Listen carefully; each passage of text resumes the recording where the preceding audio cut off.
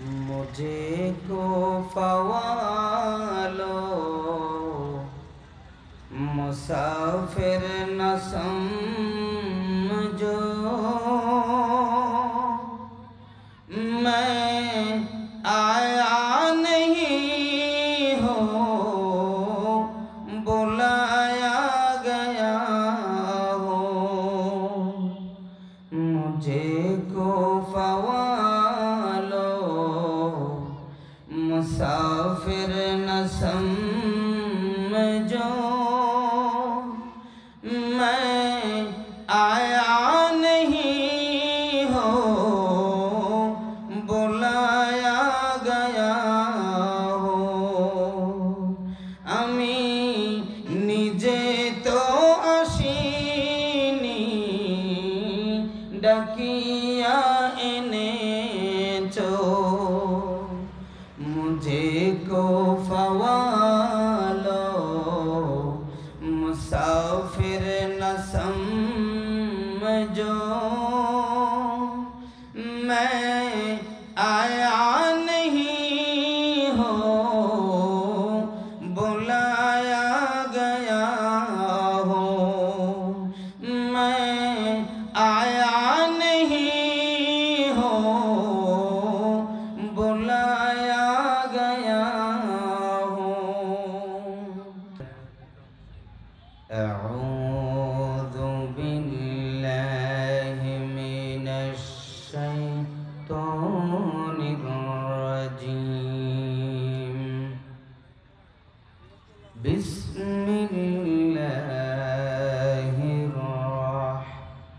रहमानिर रहीम।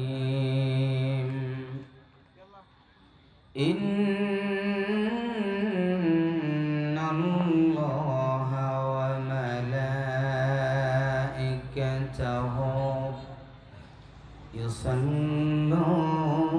युसल्लूना Alan नबी या अय्युहल्लज़ीना आमनू सल्लु अलैहि वसल्लिमू तस्लीमा। अल्लाहुम्मा सय्यिदना मौलाना मुहम्मद व अला आलि सय्यिदना मौलाना मुहम्मद। अल्लाहुम्मा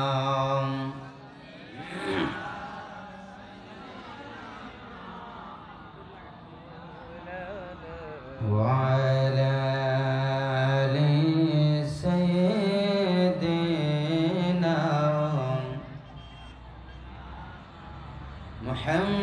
मुहम्मदुन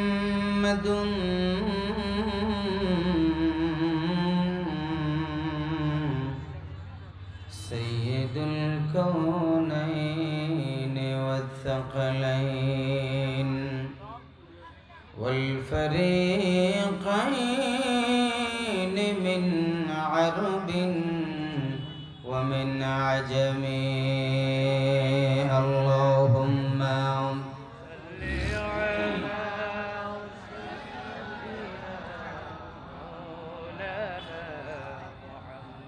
وعلى آل سيدنا هو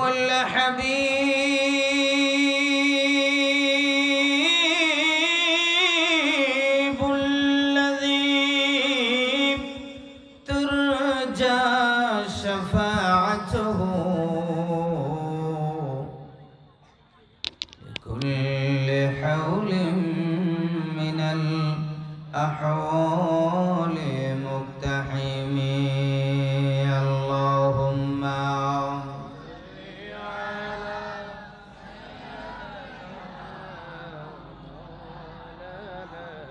وعلى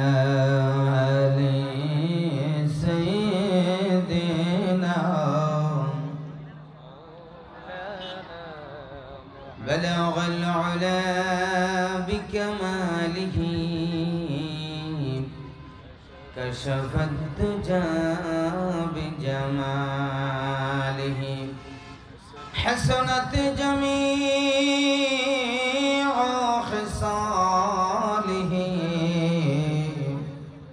صلوا عليه وعليه بلغ العلا جري جري كشف الدجى بجماله حسنت جميع خصاله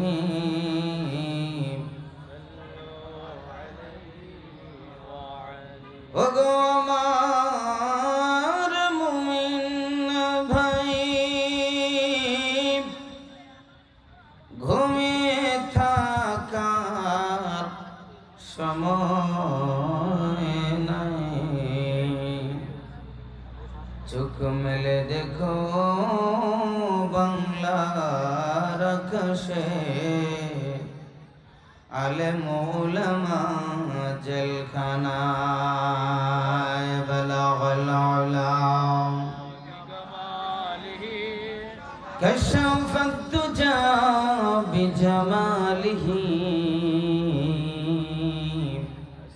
حسنت جميع خصاله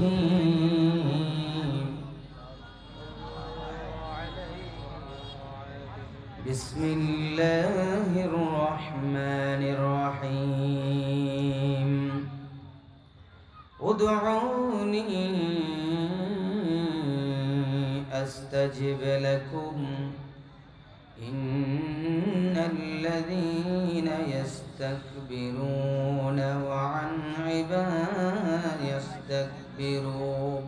عن عبادتي سيدخلون جهنم داخرين وقال تعالى في آية أخرى وإذا سألك عبادي عني فإني قريب أجيب دعوة الداع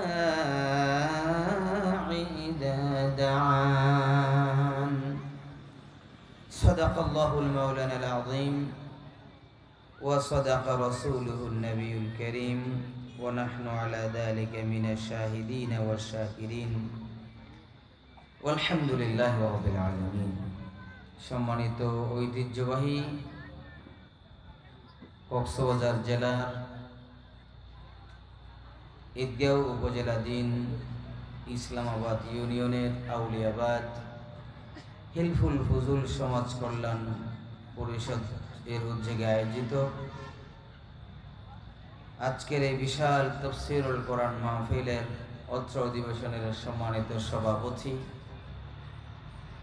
বিশেষ অতিথিবৃন্দ, প্রধান অতিথি মহোদয়, বিশেষ করে আজকের মাহফিলের প্রধান মেহমান, আন্তর্জাতিক খ্যাতিসম্পন্ন মুফাসসিরে কোরআন হযরতুল আল্লাহ কারি আব্দুল্লাহ আল আমিন সাহেব সহ সামনে উপস্থিত দিন প্রিয়, কোরআন প্রিয়, ইসলাম প্রিয় তৌহিদি জনতা, পর্যার অঞ্চলে অবস্থানরত দিনী বোনেরা, আমি আবার সালাম করছি, আসসালামু আলাইকুম ওয়া রাহমাতুল্লাহ। শুরুতে আল্লাহ তাআলার শাহী দরবারে শুকরিয়ার মস্তক অবনত করছি। আজকের এই দিনে আল্লাহ পাক রব্বুল আলামিন আমাদেরকে কোরআনের ময়দানে একত্রিত হওয়ার যে তৌফিক করে দিলেন, সে আল্লাহ তাআলার শাহী দরবারে কলিমাতের শুকর আদায় করছি। সকলেই বলি আলহামদুলিল্লাহ, জবান খুলে বলি আলহামদুলিল্লাহ। আপনারা কি নারাজ, রাগ করেছেন? এতগুলো মানুষ, আওয়াজ নাই, ঘটনা কি? কক্সবাজার জেলার মানুষ এরকম হওয়ার কথা না। আমরা খুশি না বেজার? আরো জোরে বলতে হবে, খুশি না বেজার? শুকরিয়া হবে কার?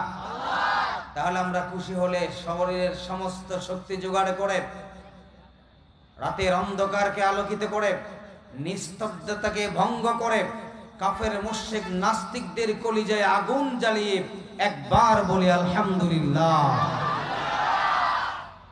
তার সাথে সাথে সেই মহামানব, মানবতার মুক্তির দিশারি, তাজেদার মদিনা, সরকার দো আলম, সৈয়দুল আম্বিয়া, আকায়ে মাওলা, সুলতান মদিনা, মুহাম্মদুর রাসূলুল্লাহ সাল্লাল্লাহু আলাইহি ওয়াসাল্লামের শানে অসংখ্য দরুদ সালাম পেশ করছি। তার সাথে সাথে শহাদায়ে বদর থেকে শুরু করে আজ পর্যন্ত আল্লাহর এই জমিনে আল্লাহর দ্বীনকে টিকিয়ে রাখার জন্য, দ্বীনের পতাকাকে উড্ডীন করার জন্য যারা সর্বোচ্চ ত্যাগ স্বীকার করেছেন, নিজের তাজা প্রাণ বিলীন করে দিয়ে শাহাদাত বরণ করেছেন, আল্লাহ পাক রব্বুল আলামিনের দরবারে তাদের সুউচ্চ মর্যাদা কামনা করছি। সকলেই বলি আমিন। বিশেষ করে 2006 সালের 28শে অক্টোবর এই দিন হৃদয়ে রক্তকরণ হচ্ছে। তখন ছিলাম আমি ঢাকার জমিনে, মাদ্রাসা বোর্ডের কোনো একটা কাজে গিয়েছিলাম। নিজের চোখে দেখে বিশ্বাস করতে পারছিলাম না, মানুষ যে তো হায় না হয়। একজন মানুষ বারবার উঠে দাঁড়াচ্ছে। এত হিংস্র প্রাণী পৃথিবীতে আল্লাহ হয়তো আর বানায় নাই। হিংস্র থেকে হিংস্র জানোয়ারের চেয়ে মারাত্মক জানোয়ার ছিল তারা। যেভাবে পিটিয়ে পিটিয়ে মানুষগুলো হত্যা করেছে, আমি আশ্চর্য হয়ে গিয়েছিলাম। সেই দিন আজকে 28শে অক্টোবর। আল্লাহ পাক রব্বুল আলামিন 28শে অক্টোবরের এই দিনে যারা শহীদ হয়েছেন, শাহাদাত বরণ করেছেন, আল্লাহ পাক রব্বুল আলামিন সকলের শহীদি নজরানাকে কবুল করে নিন। সকলে বলে আমিন। আয় আল্লাহ তাআলা, সেই রক্তের বিনিময় এই জমিনকে তুমি কোরআনের জমিনে পরিণত করে দাও। সেই দিন আমার ঘুম হয়নি, খাওয়া দাওয়া বন্ধ হয়ে গিয়েছিল। 5-6টা দিন পর্যন্ত ঘুমাতে পারেনি। ডাক্তারের শরণাপন্ন হতে হয়েছিল সেই ঘটনাগুলো নিজ চোখে দেখে। আমার মনে পড়ে গিয়েছিল সেই কারবালার জমিনের কথা। হুসাইনের বাহিনীকে কিভাবে সেই ইয়াজিদ বাহিনী ঘেরাও করে হত্যা করেছিল, অনুরূপভাবে বাংলার জমিনেও সেই হুসাইনি কাফেলাগুলোকে ইয়াজিদের বংশরা এইভাবে সেই দিন হত্যা করেছিল। ঠিক কিনা বলেন? ঠিক কিনা বলেন? যেই দিন হুসাইন বলেছিল, আর্তনাদ করে বলেছিল, ও কুফাবাসী, আমরা তো এখানে আমি তো এখানে আসিনি, তোমরা আমাকে দাওয়াত করে এখানে এনেছিলে। আল্লামা ইকবাল রাহিমাহুল্লাহ কি সুন্দর করে তার কথাগুলো এখানে বলে দিয়েছেন, সুন্দর করে বলেছেন আল্লামা ইকবাল রাহিমাহুল্লাহ। মুঝে কো ফওয়ালো मुसाफिर न समझो, मैं आया नहीं हूँ, बुलाया गया हूँ। मुझे को फवालो मुसाफिर न समझो,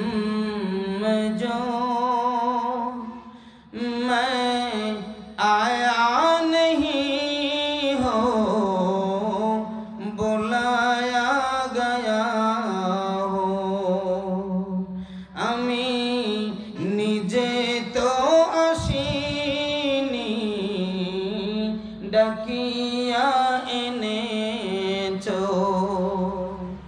মুঝে কো ফওয়ালো মুসাফির ন समझो मैं आया नहीं हो, बुलाया गया हो। मैं आया नहीं हो, बुलाया गया हो। कि मेहमान बना कर सताया गया हो, कि मेहमान बना कर सताया गया हो। मैं रोया नहीं हो, रुलाया गया हो। मैं रोया नहीं हो, रुलाया गया हो। मुझे को फवालो मुसाफिर न समझो, मैं आया नहीं हो, बुलाया गया हो। ठीक कि ना बोलें? ओहे को फवाशी मुसाफिर भेबो ना, আমি স্বেচ্ছায় আসিনি, ডাকিয়া এনেছো। আমি স্বেচ্ছায় আসিনি, ডাকিয়া এনেছো। ঠিক না? खुदा जान कैसी है मेजबानी, 72 प्यासों कहे बंदे पानी। मुकद्दर में हो कौसर को पीना, मुकद्दर में हो कौसर को पीना। मैं प्यासा नहीं हो, पिलाया गया हो। मैं प्यासा नहीं हो, पिलाया गया हो। मुझे को फवालो मुसाफिर न समझो, मैं आया नहीं हो, बुलाया गया हो। আল্লাহু আকবার বলেন। আমার ভাইরা বন্ধুরা, হযরত হুসাইন রাদিয়াল্লাহু তাআলা আনহু সেদিন ডাক দিয়ে বলেছিলেন, ও কুফাবাসীরা, আমাদেরকে তোমরা ফকির মনে করো না, মুসাফির মনে করো না। নবীর বংশধর, নবীর নাতি, তোমরা দাওয়াত দিয়েছো বলে এসেছিলাম। এ কেমন মেহমানদারি করলে আমরা মুসলমানের জন্য তোমরা পানিগুলা বন্ধ করে দিলে।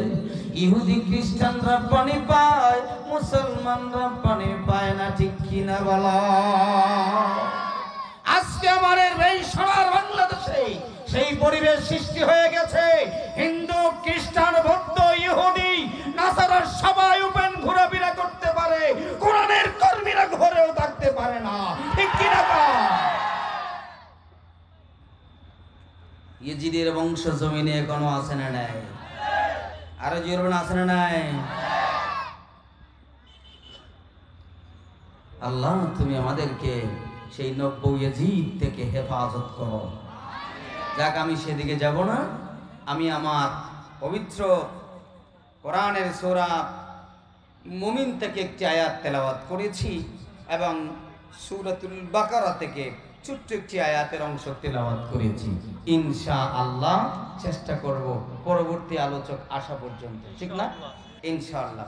আল্লাহ পাক রব্বুল আলামিন বলেন, উদউনি আস্তাজিব লাকুম, তোমরা আমাকে ডাকো, আমি তোমার ডাকে সাড়া দেব। সুবহানাল্লাহ বলবেন না? সব সময় কাকে ডাকতে হবে? আরো জোরে বলেন, কাকে?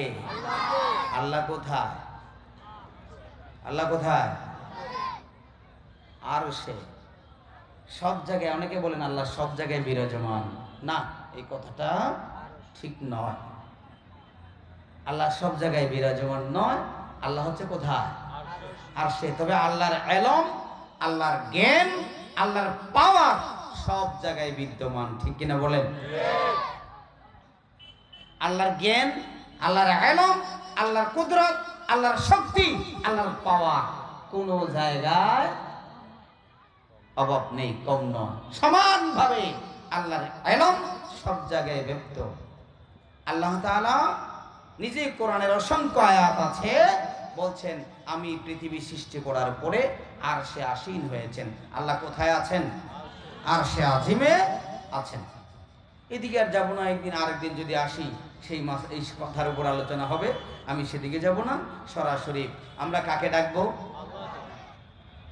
আল্লাহ পাক রব্বুল আলামিন আল্লাহর পয়গম্বর মুহাম্মদুর রাসূলুল্লাহ সাল্লাল্লাহু আলাইহি ওয়াসাল্লামকে জানিয়ে দিলেন, হে আমার নবী, আমার বান্দারা, আপনার উম্মতেরা অথবা মক্কাবাসীরা আপনার থেকে জিজ্ঞেস করবে আমি কোথায়, আমি কোথায়।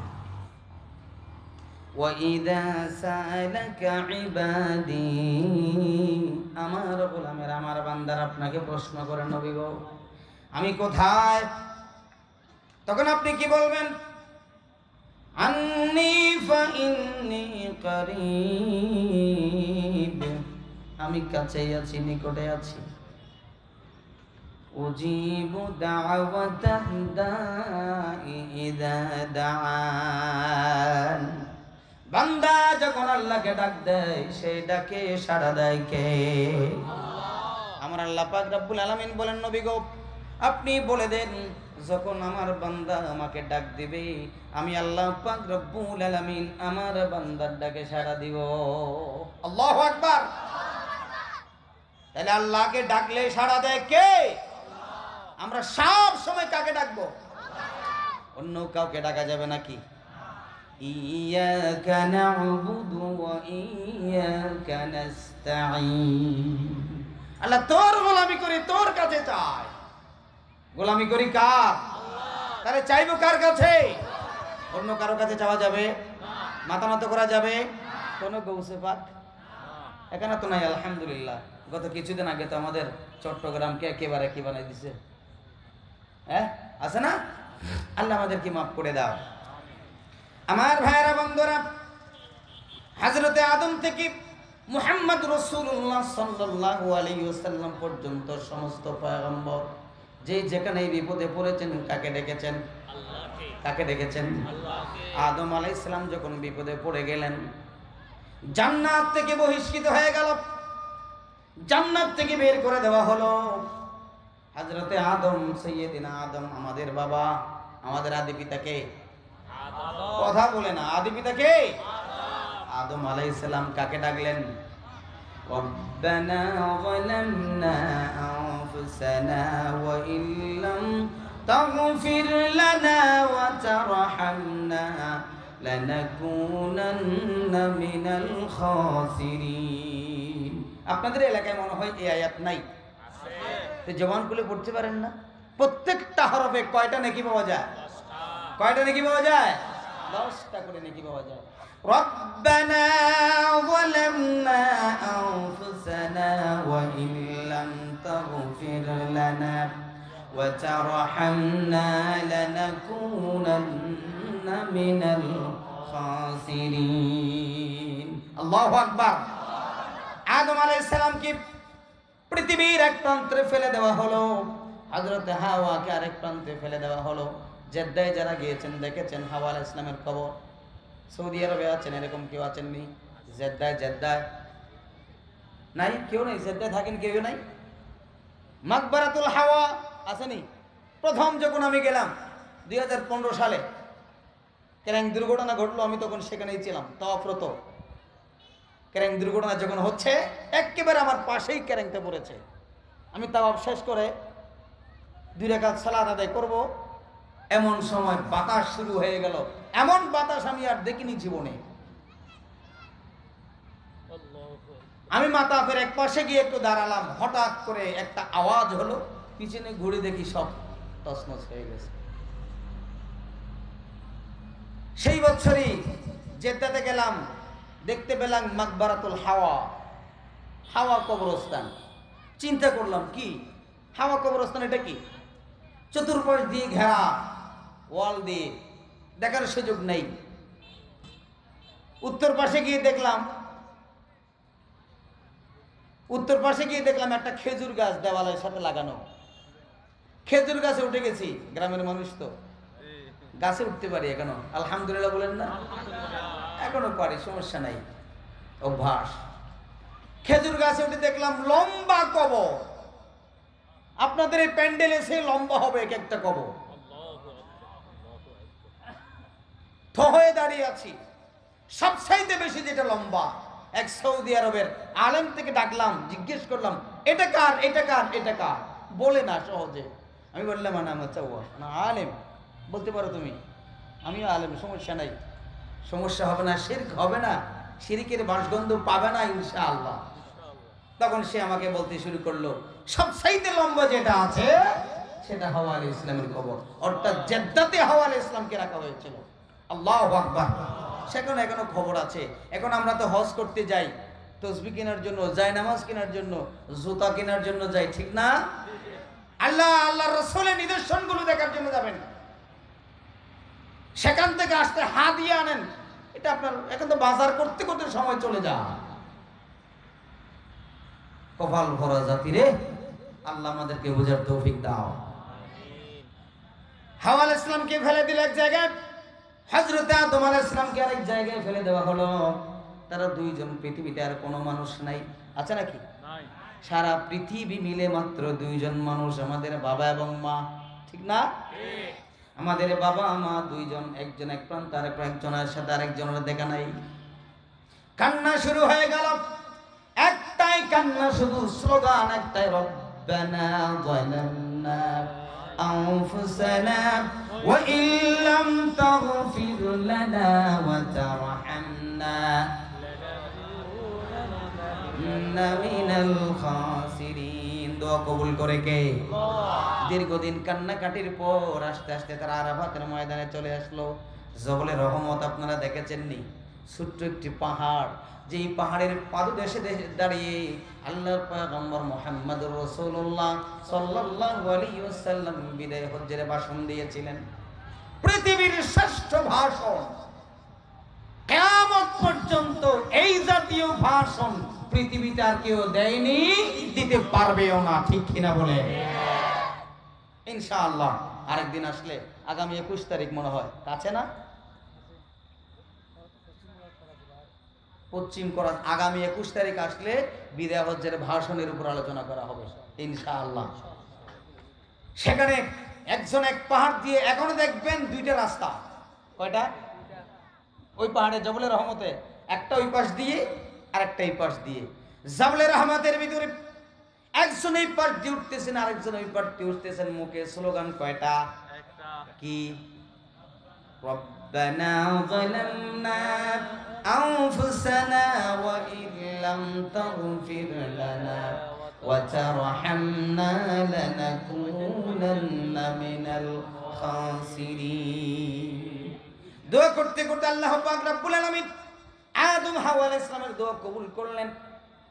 কি দোয়া করেছেন? হে আল্লাহ, জুলুম করেছি, তোমার নিষিদ্ধ ফল ভক্ষণ করেছি, শয়তানের ধোঁকায় পড়ে খেয়ে ফেলেছি। যদি তুমি আল্লাহ আমাদেরকে ক্ষমা না করো, লানাকুনান্না মিনাল খাসিরিন, যারা ধ্বংসপ্রাপ্ত। শয়তান তখন ধ্বংস হয়েছিল কে? শয়তান না, বিতাড়িত হয়েছিল কে? এই শয়তানের দলে আমরা চলে যাব। আল্লাহ তুমি আমাদেরকে কবুল করো। আল্লাহ পাক রব্বুল আলামিন আরাফাতের ময়দানে হযরত আদম হাওয়া আলাইহিস সালামের দোয়া কবুল করলেন। শুধু কবুল করলেন না, তারা চলতে চলতে সেখান থেকে সন্ধ্যা হয়ে গেল। আস্তে আস্তে মুজদালিফা পর্যন্ত চলে আসলো। পৃথিবীর সর্বপ্রথম বাসরের ঘরের নাম হলো মুজদালিফা। আল্লাহু আকবার। মুজদালিফার ইবাদত কি? মুজদালিফায় কোনো আলাদা ইবাদত আছে নাকি? মুজদালিফার ইবাদত হলো ঘুমানো। সুবহানাল্লাহ বলেন। আল্লাহ পাক রব্বুল আলামিন আদম এবং হাওয়া আলাইহিস সালামকে এইভাবে কবুল করেছেন, এইভাবে গ্রহণ করেছেন, তাওবা এইভাবে কবুল করেছেন। হযরত আদম এবং হাওয়া আলাইহিস সালাম ক্লান্ত হয়ে গেলেন। ক্লান্ত হয়ে মুজদালিফায় এসে শরীরটা ক্লান্ত, সেখানে বসে ঘুমিয়ে গেলেন রাতের বেলা। আল্লাহ পাক রব্বুল আলামিন কিয়ামত পর্যন্ত তার সন্তানদের উপরে ওয়াজিব করে দিলেন, তোমরা মুজদালিফায় গিয়ে সারা দিন আরাফাতের ময়দানে অবস্থান করার কারণে দুর্বল হয়ে যাবে। মুজদালিফায় তোমাদের কাজ হবে ঘুমিয়ে যাওয়া। আল্লাহু আকবার। মুজদালিফার 1 ঘন্টার ঘুম আপনার সারা জীবনের ঘুমের পরিপূর্ণতা দিবে। আল্লাহু আকবার। আমি আশ্চর্য হয়ে গেছি। প্রথম দিন মিনায় গেলাম, মিনার থেকে হেঁটে হেঁটে আমি হেঁটে গিয়েছি, গাড়িতে যাই নাই। আমি বলছি না আমি হেঁটে যাব, আমার সাথে আরো চলে আসলো 10-12 জন, হুজুরের সাথে আমরাও যাব। হেঁটে হেঁটে গেলাম মিনাতে, সেখান থেকে আসলাম আরাফায়, আরাফা থেকে হেঁটে হেঁটে মুজদালিফায়। পায়ে ফুসকা পড়ে গেছে। হাঁটাহাঁটি করি না, দৌড়াদৌড়ি করার অভ্যাস নাই। পাতলা চ্যান্ডেল, একেবারে চ্যান্ডেল আরো পাতলা হয়ে গেছে। গরম, ওই বছর গরম পড়েছিল কত? প্রায় 54 ডিগ্রি সেলসিয়াস গরম। এই গরমের ভিতরে হাঁটতে হাঁটতে পায়ে ফুসকা, মনে হচ্ছিল যেন মরে যাব, হাঁটতে পারবো না, পা ফুলে গেছে। ওখানে গিয়ে ঘুমাতে হবে। ওমা, টেনশনে পড়ে গেলাম, কেমনে ঘুমাবো? সব কঙ্কর কঙ্কর না, আপনারা যারা গিয়েছেন দেখেছেন। কঙ্করের উপর ঘুমাবো কেমনে? পাথরের উপর তো ঘুমানো যায় না, যাবে নাকি? আমরা তো এখানে কত বেড দিলাম, খাটের আবার ম্যাট্রেস দিলাম, এরপর আবার বেড দিলাম, কত আরাম, তারপরে ঘুম আসে না। এখানে কেমনে ঘুম আসবে? টেনশনে পড়ে গেছি। সেখানে গিয়ে মাগরিব এশা একসাথে সালাত আদায় করে আমরা ঘুমিয়ে গেলাম। শোয়ার সাথে সাথে কেমনে ঘুম আসলো বুঝতেও পারি নাই। ঘন্টা দেড়েক ঘুম হয়ে গেছে। ঘন্টা দেড়েক ঘুমের ভিতরে তখন আমার বয়স ছিল 27 বছর। আমার মনে হচ্ছিল যেন 27 বছরে যত ঘুম যায় নাই, 1.5 ঘন্টার ভিতরে আল্লাহর কসম এতগুলো ঘুম আমি ঘুমিয়ে ফেলেছি। শরীরের সমস্ত ক্লান্তি দূর হয়ে গেল। ফুসকা কোথায় চলে গেল? পা ফোলা চলে গেল। সব আগের মতো ঠিকঠাক হয়ে গেছে। সুবহানাল্লাহ বলতে মন চায় না? আমার আল্লাহ পাক রব্বুল আলামিন বলেন, ও আমার আদম সন্তানেরা, ও আমার গোলামেরা, আমি আল্লাহ পাক রব্বুল আলামিন তোমাদের মা এবং বাবা যেই রাত যেই জায়গায় বাসর করেছিল, সর্বপ্রথম পৃথিবীতে যেই জায়গায় প্রথম রাত্রি কাটিয়েছিল দুইজন একসাথে, ওই জায়গার নাম হলো মুজদালিফা। আমিও তোমাদেরকে সেই জায়গায় এসে প্রশান্ত সৃষ্টি করে দেই। ওই রাতে তোমরা সেখানে ঘুমাবে। সূর্য ওঠার সাথে সাথে তোমরা আবার রওনা দেবে মিনার দিকে। আল্লাহু আকবার।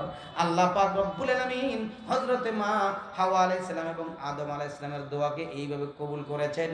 যেহেতু আল্লাহ পাক রব্বুল আলামিনকে ডেকেছেন, সেজন্য দোয়াও কবুল করেছেন কে? আর চিল্লিয়ে বলেন কে?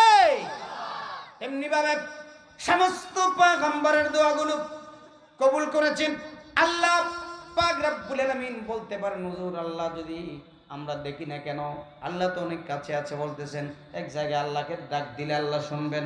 আল্লাহ পাক রব্বুল আলামিন সূরা কাফে বলেছেন, ওয়া নাহনু আকরাবু ইলাইহি মিন হাবলিল ওয়ারিদ। এত বেশি কাছে তোমার আল্লাহ, তোমার গর্দানের শাহী রগের চেয়ে কাছে। অর্থাৎ তুমি ডাক দেওয়ার সাথে সাথে তোমার ডাকে সাড়া দিতে পারে কে? আল্লাহ। সেজন্য আমরা অন্য কারো কাছে চাইবো না।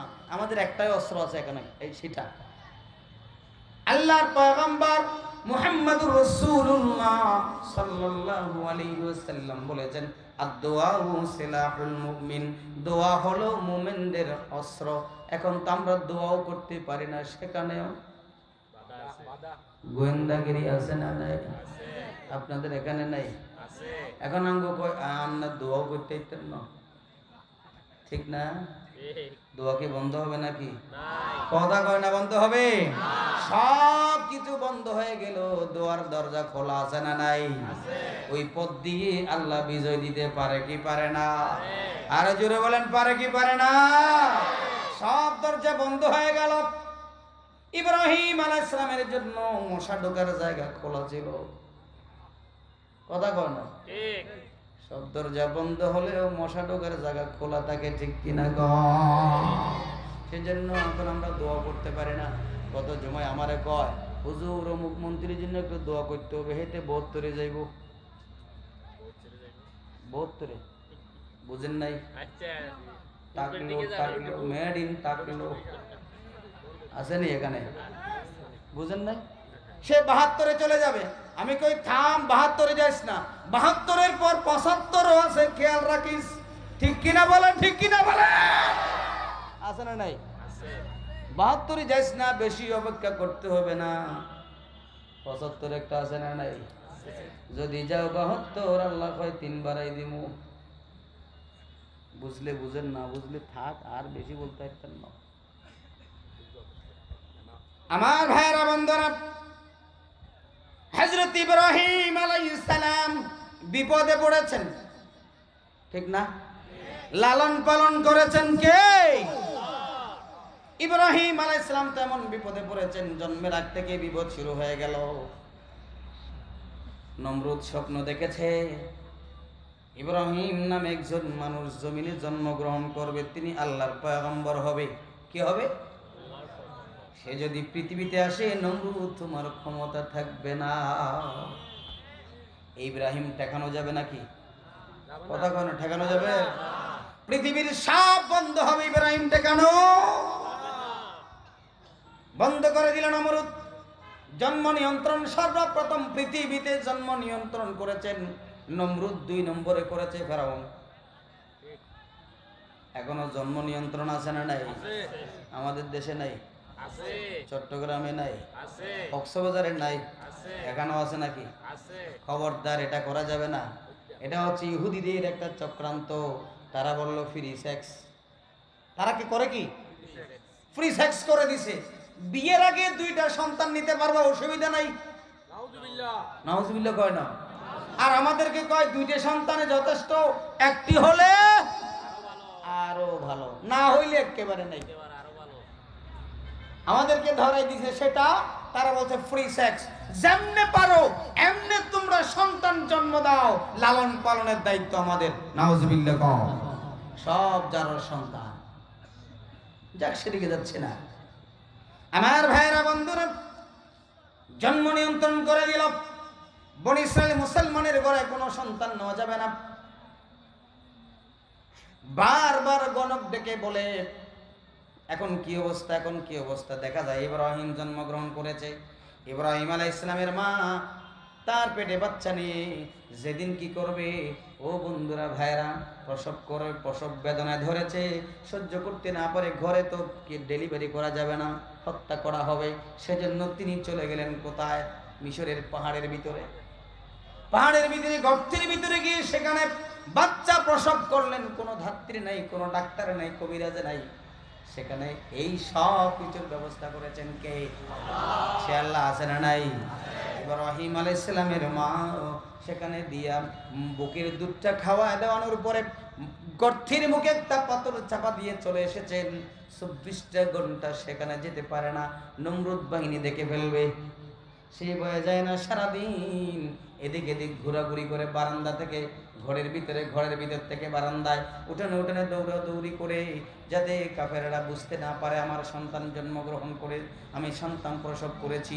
এরপরে রাত্রিবেলা যখন টিম গভীর রাত্রি হয়ে গেল, এলাকার সমস্ত মানুষ ঘুমিয়ে গেল, এমন সময় ইব্রাহিম আলাইহিস সালামের মা টিম করে বাতি না জ্বালিয়ে একেবারে গভীর অন্ধকারের ভিতরে চলে গেলেন গর্তের মুখে। দূর থেকে দেখা যায় গর্তের মুখে টিম করে আলো জ্বলে। ভয় পেয়ে গেলেন। ও মা, নমরুদ বাহিনী কোনো খবর পেয়েছে নাকি? আমার ইব্রাহিমকে তো হত্যা করেছে মনে হয়, আমার সন্তানকে হত্যা করেছে। নাচতে করে দূর দিয়া পাথরটা সরাইয়ে লাফ দিয়ে গর্তের ভিতরে ঢুকে দেখা যায় ইব্রাহিম আলাইহিস সালাম হাসতেছেন। সুবহানাল্লাহ। বয়স কয়দিন? একদিন। কয়দিন? একদিনের বাচ্চার মুখে হাসি, চেহারার ভিতর থেকে আলো জ্বলে, এত বেশি আলো জ্বলে পুরা গর্ত যে আলোকিত হয়ে গেছে। মা তাড়াতাড়ি গিয়ে ইব্রাহিম আলাইহিস সালামকে কোলে নিয়ে বুকে নিয়ে বুকের দুধ দেয়। ইব্রাহিম আলাইহিস সালাম বুকের দুধ খায় না। ওমা, মা টেনশনে পড়ে গেল। দেখা যায় ইব্রাহিম হাসে, বুকের দুধ খায় না, মুখের ভিতরে আঙ্গুল একটা দেয়, আবার বের করে এটা দেয়, এটা বের করে এটা দেয়, এটা বের করে একটার পর একটা আঙ্গুল দেয়। এখনো দেখেন না দেশে, আমাদের দেশে এলাকার ভিতরে ছোট বাচ্চার যখন খিদে পায় তখন সে মুখের ভিতরে আঙ্গুল দিয়ে চুষতে থাকে, ঠিক কিনা? আমাদের জাতির পিতা ইব্রাহিম আলাইহিস সালাম আমাদেরকে এটা শিক্ষা দিয়েছেন। সুবহানাল্লাহ। মা সচ্চু হয়ে গেলেন, টান দিয়ে আঙ্গুল বের করে দেখা যায় চারটা আঙ্গুল থেকে আল্লাহ পাক রব্বুল আলামিন ইব্রাহিম আলাইহিস সালামের ডান হাতের 4 আঙ্গুল থেকে জান্নাতের 4টা নহর সৃষ্টি করে দিয়েছেন। পৃথিবীতে কয়েকজন পয়গম্বর আছেন, কিছু কিছু মানুষ আছেন যারা জান্নাতের খাবার খেয়েছেন। সুবহানাল্লাহ। বনি ইসরাইল সম্প্রদায় তারাও জান্নাতের খাবার খেয়েছেন, মান্না সালোয়া।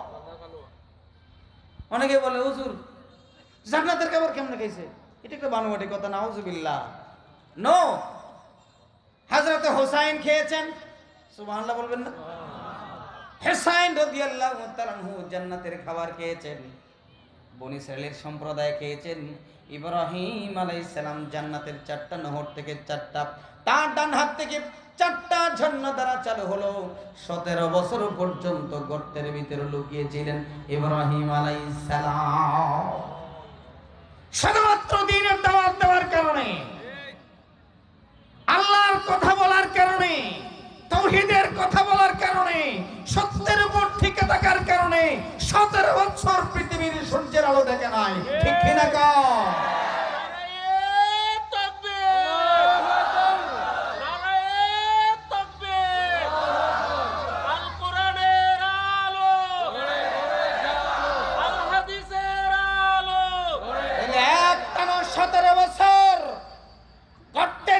লুকিয়ে থাকতে হয়ে গিয়েছিল। আজকে আমাদের চলে কয় বছর? 15 বছর শেষ হয়ে যাচ্ছে প্রায়, আর মাত্র কয় বছর? 2 বছর অপেক্ষা। কথা কয় না, কথা কয় না। কয় বছর? অপেক্ষা করো, দোয়া করো আল্লাহর কাছে, দোয়া করো। 2 বছরের মধ্যে হয়তো হতে পারে আল্লাহ পাক রব্বুল আলামিন আরেকটা ইব্রাহিম বাংলার জমিনে দান করে দিবেন।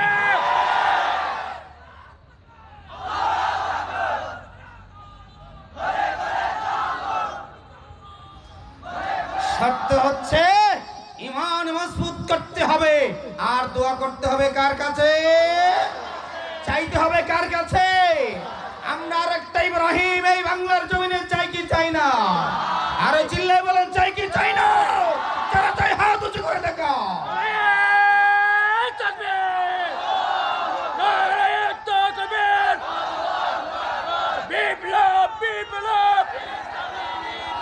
আমার ভাইরা বন্ধুরা, বলে যাচ্ছি, ছোট্ট মানুষ, একটা কথা বলে যাচ্ছি, বাংলার আকাশে ইব্রাহিম আলাইহিস সালামের সুগন্ধ দেখতে পাচ্ছি। হয়তো কোনো আলেম নাও হতে পারে, গায়রে আলেম থেকেও হতে পারে। একটা ঘোষণা দিয়ে যাচ্ছি, ইব্রাহিম আলাইহিস সালামের সুগন্ধ পেতে যাচ্ছি। আর এই 21 সাল বাদ দিয়ে 22 সাল পর্যন্ত অপেক্ষা করেন। আমার মনে হচ্ছে এই আয়াতের তাফসীর পড়ে দেখবেন, সূরা ইউসুফের তাফসীর পড়ে দেখবেন, খোদার কসম আমার মনে হচ্ছে বাংলার জমিনে ইব্রাহিম আলাইহিস সালাম আবার নাজিল হচ্ছে। হয়তো নাম ইব্রাহিম না হয়ে অন্য একটা নাম হতে পারে, ঠিক কিনা বলেন? ইব্রাহিম আলাইহিস সালাম বের হয়ে গেলেন 17 বছর পর। গভীর রাতের দিনের বেলা বের হতে পারে না, নমরুদের ভয় আছে না নাই? এখনো বের হতে পারে না, ভয় আছে না নাই? হ্যাঁ, গভীর রাত মা জননী গর্ত থেকে বের করলেন, জান্নাতের খাবার খাইছে, শরীরটা খুব হৃষ্টপুষ্ট, সুন্দর, সুঠাম দেহের অধিকারী। পৃথিবীতে এরকম সুন্দর মানুষ যেন আর নেই। ঘর থেকে বের হয়ে দেখে আকাশের তারকারাজি, সুবহানাল্লাহ। চন্দ্র দেখলো, ঘরের ভিতর থেকে, গর্তের ভিতর থেকে বের হয়ে রাতের বেলা সর্বপ্রথম আকাশের দিকে তাকিয়ে কয়, আমার রব কোথায়? যেই রব, যে আল্লাহ আমার লালন পালন করেছে একটানা 17 বছর, যে আল্লাহ গর্তের ভিতরে আমাকে লালন পালন করেছে, আমার আল্লাহ কই? সুবহানাল্লাহ। অন্য কাউকে ডাকছে নাকি? উদউনি আস্তাজিব লাকুম। কারে ডাকছে? তুমি আল্লাহ পাক রব্বুল আলামিনের এই বন্ধু খলিলুল্লাহ ইব্রাহিম আলাইহিস সালাম আকাশের তারকার দিকে তাকিয়ে কয়, এটাই আমার রব। তারকা ডুবে গেল। ফালাম্মা রাআল কামারা বাযিগান ক্বালা হাযা রাব্বি। চাঁদ উঠল পূর্ব আকাশে, বিশাল চাঁদ দেখতে পেয়ে মনে হয় এটাই আমার রব, এটাই আমার আল্লাহ। যখন সেই চাঁদ ডুবে গেল, ওমা, আল্লাহ কেমনে পালাই যায়? আল্লাহ কি লুকিয়ে যেতে পারে নাকি? আমার রব, আপনার রব, আপনার আমার মালিক আমাদেরকে ছেড়ে যেতে আর চিল্লে বলেন পারে? পারে না। এটা নয়, পরের দিন সকাল বেলা ফালাম্মা রাআশ শামসা বাযিগাতান ক্বালা হাযা রাব্বি হাযা আকবার। এটাই আমার রব, পুরো পৃথিবীকে উদ্ভাসিত করে দিয়েছে। এটাই আমার রব, এটাই আমার আল্লাহ, এটা সবচেয়ে বড়। সন্ধ্যা বেলা যখন আবার চলে গেল, ও মা, আল্লাহ তো চলে যেতে পারে না, রব কোনোদিন চলে যেতে পারে না, মালিক কোনোদিন তার গোলামকে ছেড়ে দিতে পারে না, ঠিক কিনা গো? ও যুবকেরা, তোমরা যার দল করো, যে পার্টি করো, তুমি যদি বিপদে পড়ো, তারপরের দিন পত্রিকায় খবর আসে বহিষ্কার করা হলো, ঠিক কিনা গো? ঠিক কিনা গো? এমন কোন দল করবে না যে দল করলে পরে তারপরের দিন তুমি বিপদে পড়লে তোমার কাছে থাকে না, ঠিক কিনা গো? আমার আল্লাহ, আপনার আল্লাহ সব সময় বিপদের মুহূর্তেও কাছে আছে, নাই? আছে না নাই? আরে জোরে কর না, আছে না নাই? যদি একটু পরীক্ষা চালায়, তুমি ডাকার মতো ডাকো, আল্লাহ পাক রব্বুল আলামিন তোমার ডাকে সাড়া দিয়ে দেয়। ইব্রাহিম আলাইহিস সালাম বিপদে বললেন ইন্নী ওয়াজ্জাহতু ওয়াজহিয়া লিল্লাযী ফাতারাস সামাওয়াতি ওয়াল আরদা হানিফাও ওয়া মা আনা মিনাল মুশরিকিন। আছে না নাই কোরআনে? তো কথা বলেন না কেন? সবাই জানেন না? ইন্নী ওয়াজ্জাহতু ওয়াজহিয়া লিল্লাযী, জানে না মনে হয়? চিল্লে চিল্লে বলেন, ওয়া মা আনা মিনাল মুশরিকিন। আমি ঘুরে গেলাম, আমি আমার চেহারাকে ঘুরিয়ে দিলাম। ওয়াজহিয়া লিল্লাযী ফাতারাস সামাওয়াতি ওয়াল আরদ। আমি কাউকে ক্ষমতার মালিক মনে করি না। কে বলছেন? ইব্রাহিম আলাইহিস সালাম বলছেন। এটা ইব্রাহিম আলাইহিস সালামের কথা। ঈমানকে পাক করছেন। আমরা যেরকম জায়নামাজের দোয়া বানাইছি, ও বন্ধু, মাসাল্লা পাকের বা জায়নামাজ পাকের দোয়া এটা নয়, এটা হলো ঈমান পবিত্রকরণের দোয়া। আল্লাহু আকবার বলেন। জাতির পিতা ইব্রাহিম আলাইহিস সালাম, জাতির পিতাকে এটা কথা কয় না, খোদার কসম করে বলছি, জাতির পিতা ইব্রাহিম ছাড়া যদি অন্য কাউকে মানো, তোমার ঈমান থাকবে না, ঠিক কিনা গো? ঠিক কিনা গো? আমি বলছি নাকি আল্লাহ বলছেন? মিল্লাত আবিকুম হুয়া সাম্মাকুম মুসলিমিন। মুসলমান জাতির পিতার নাম কি? আরো চিল্লে বলো। জাতির পিতা ইব্রাহিম, আর গোলা সব গোড়ার ডিম, ঠিক কিনা গো? ঠিক কিনা গো? আর গুলো তার কইতার না। আমার ভাইরা বন্ধুরা, আল্লাহ বলেন, কোরআন বলছে, জাতির পিতা ইব্রাহিম, আমি আরেকজনকে জাতির পিতা বানাইলাম। খোদার কসম করে বলছি, মুসলমান নাই, মুরতাদ হয়েছো।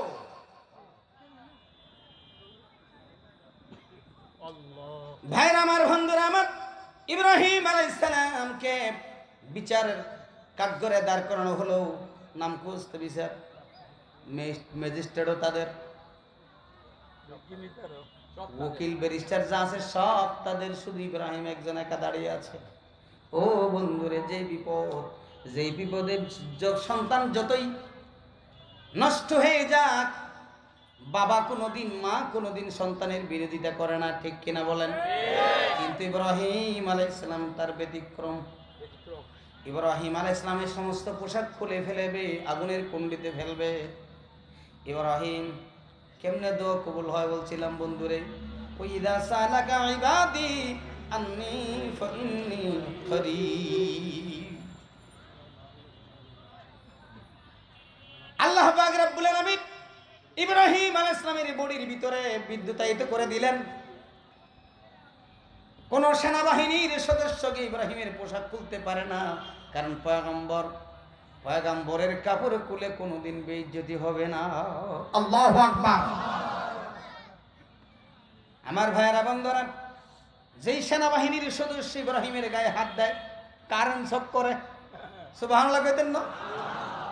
বিদ্যুতায়িত হয়ে গেছে, কেউ তার পোশাক খুলতে পারে না।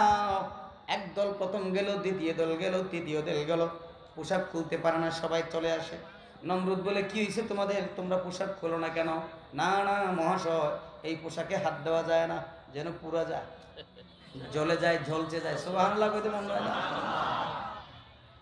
আমার ভাইরা বন্ধুরা, সর্বশেষ নমরুদ অর্ডার করলো, এই আজর, কোরআন ওনার নাম আসলে কিন্তু আজর ছিল না, প্রসিদ্ধ নামটা প্রচারক কি, তোর নামটা হচ্ছে আজর, সেজন্য আল্লাহ কোরআনে আজর ব্যবহার করেছেন।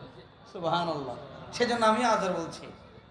আজর, যাও, তোমার পুত্র অপরাধ করেছে, নাউজুবিল্লাহ।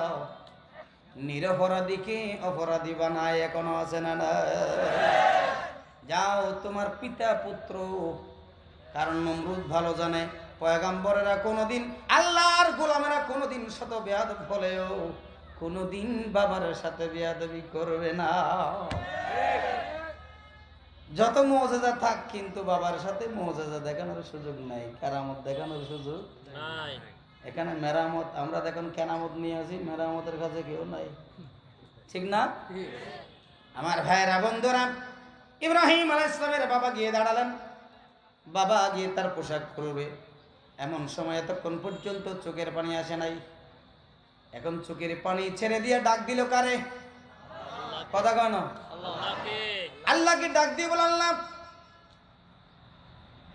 আমার বাবা সামনে এসেছে, আমার পোশাক খুলবে রে মৌলা, তোমার সাহায্য চাই। আর ডাক দিয়ে বলে, বাবা রে, 17টা বছর পর্যন্ত আমি গর্তের ভিতরে বড় হয়েছে, আপনি আমাকে দেখেন নাই, আপনি ছিলেন জেলখানায়, আমার লজ্জাস্থান আপনি দেখেন নাই 17 বছর পর্যন্ত। আজকে আমি বলে দিলাম, আপনি আমার লজ্জাস্থান দেখবেন না। সুবহানাল্লাহ। দুনিয়ার পোশাক খুলে ফেলতেছে। আল্লাহ পাক রব্বুল আলামিন জিবরিলকে ডাক দিলে, জিবরিল যাও, আমার ইব্রাহিমের জন্য জান্নাতের পোশাক নিয়ে যাও। পোশাক খুলে ফেলেছে, ওইদিকে আরেকটা পোশাক, কেউ আর দেখে না ইব্রাহিম, অটোমেটিক সে বুঝতে পেরেছে এই পোশাক খুলে যাবে না। নমরুদ ভালোই বুঝে, উনি যে পয়গম্বর, এখানে কোনো সন্দেহ, তারপরেও ক্ষমতা টিকে দেখবেন, ঠিক না গাও, ঠিক না গাও। ওরা সবাই বুঝে ওরা হকের উপর আছে, তারপরেও গদি রক্ষার জন্য তাদেরকে ফাঁসি দেয় না, ঠিক না গাও, ঠিক না গাও।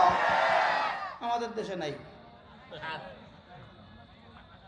আমার ভাইয়েরা বন্ধুরা, ইব্রাহিম আলাইহিস সালামকে অগ্নিকুণ্ডে ফেলে দেওয়া হলো, পড়ে যাচ্ছে। এমন সময় জিবরাইল এসে কয়, আমারে চিনেননি?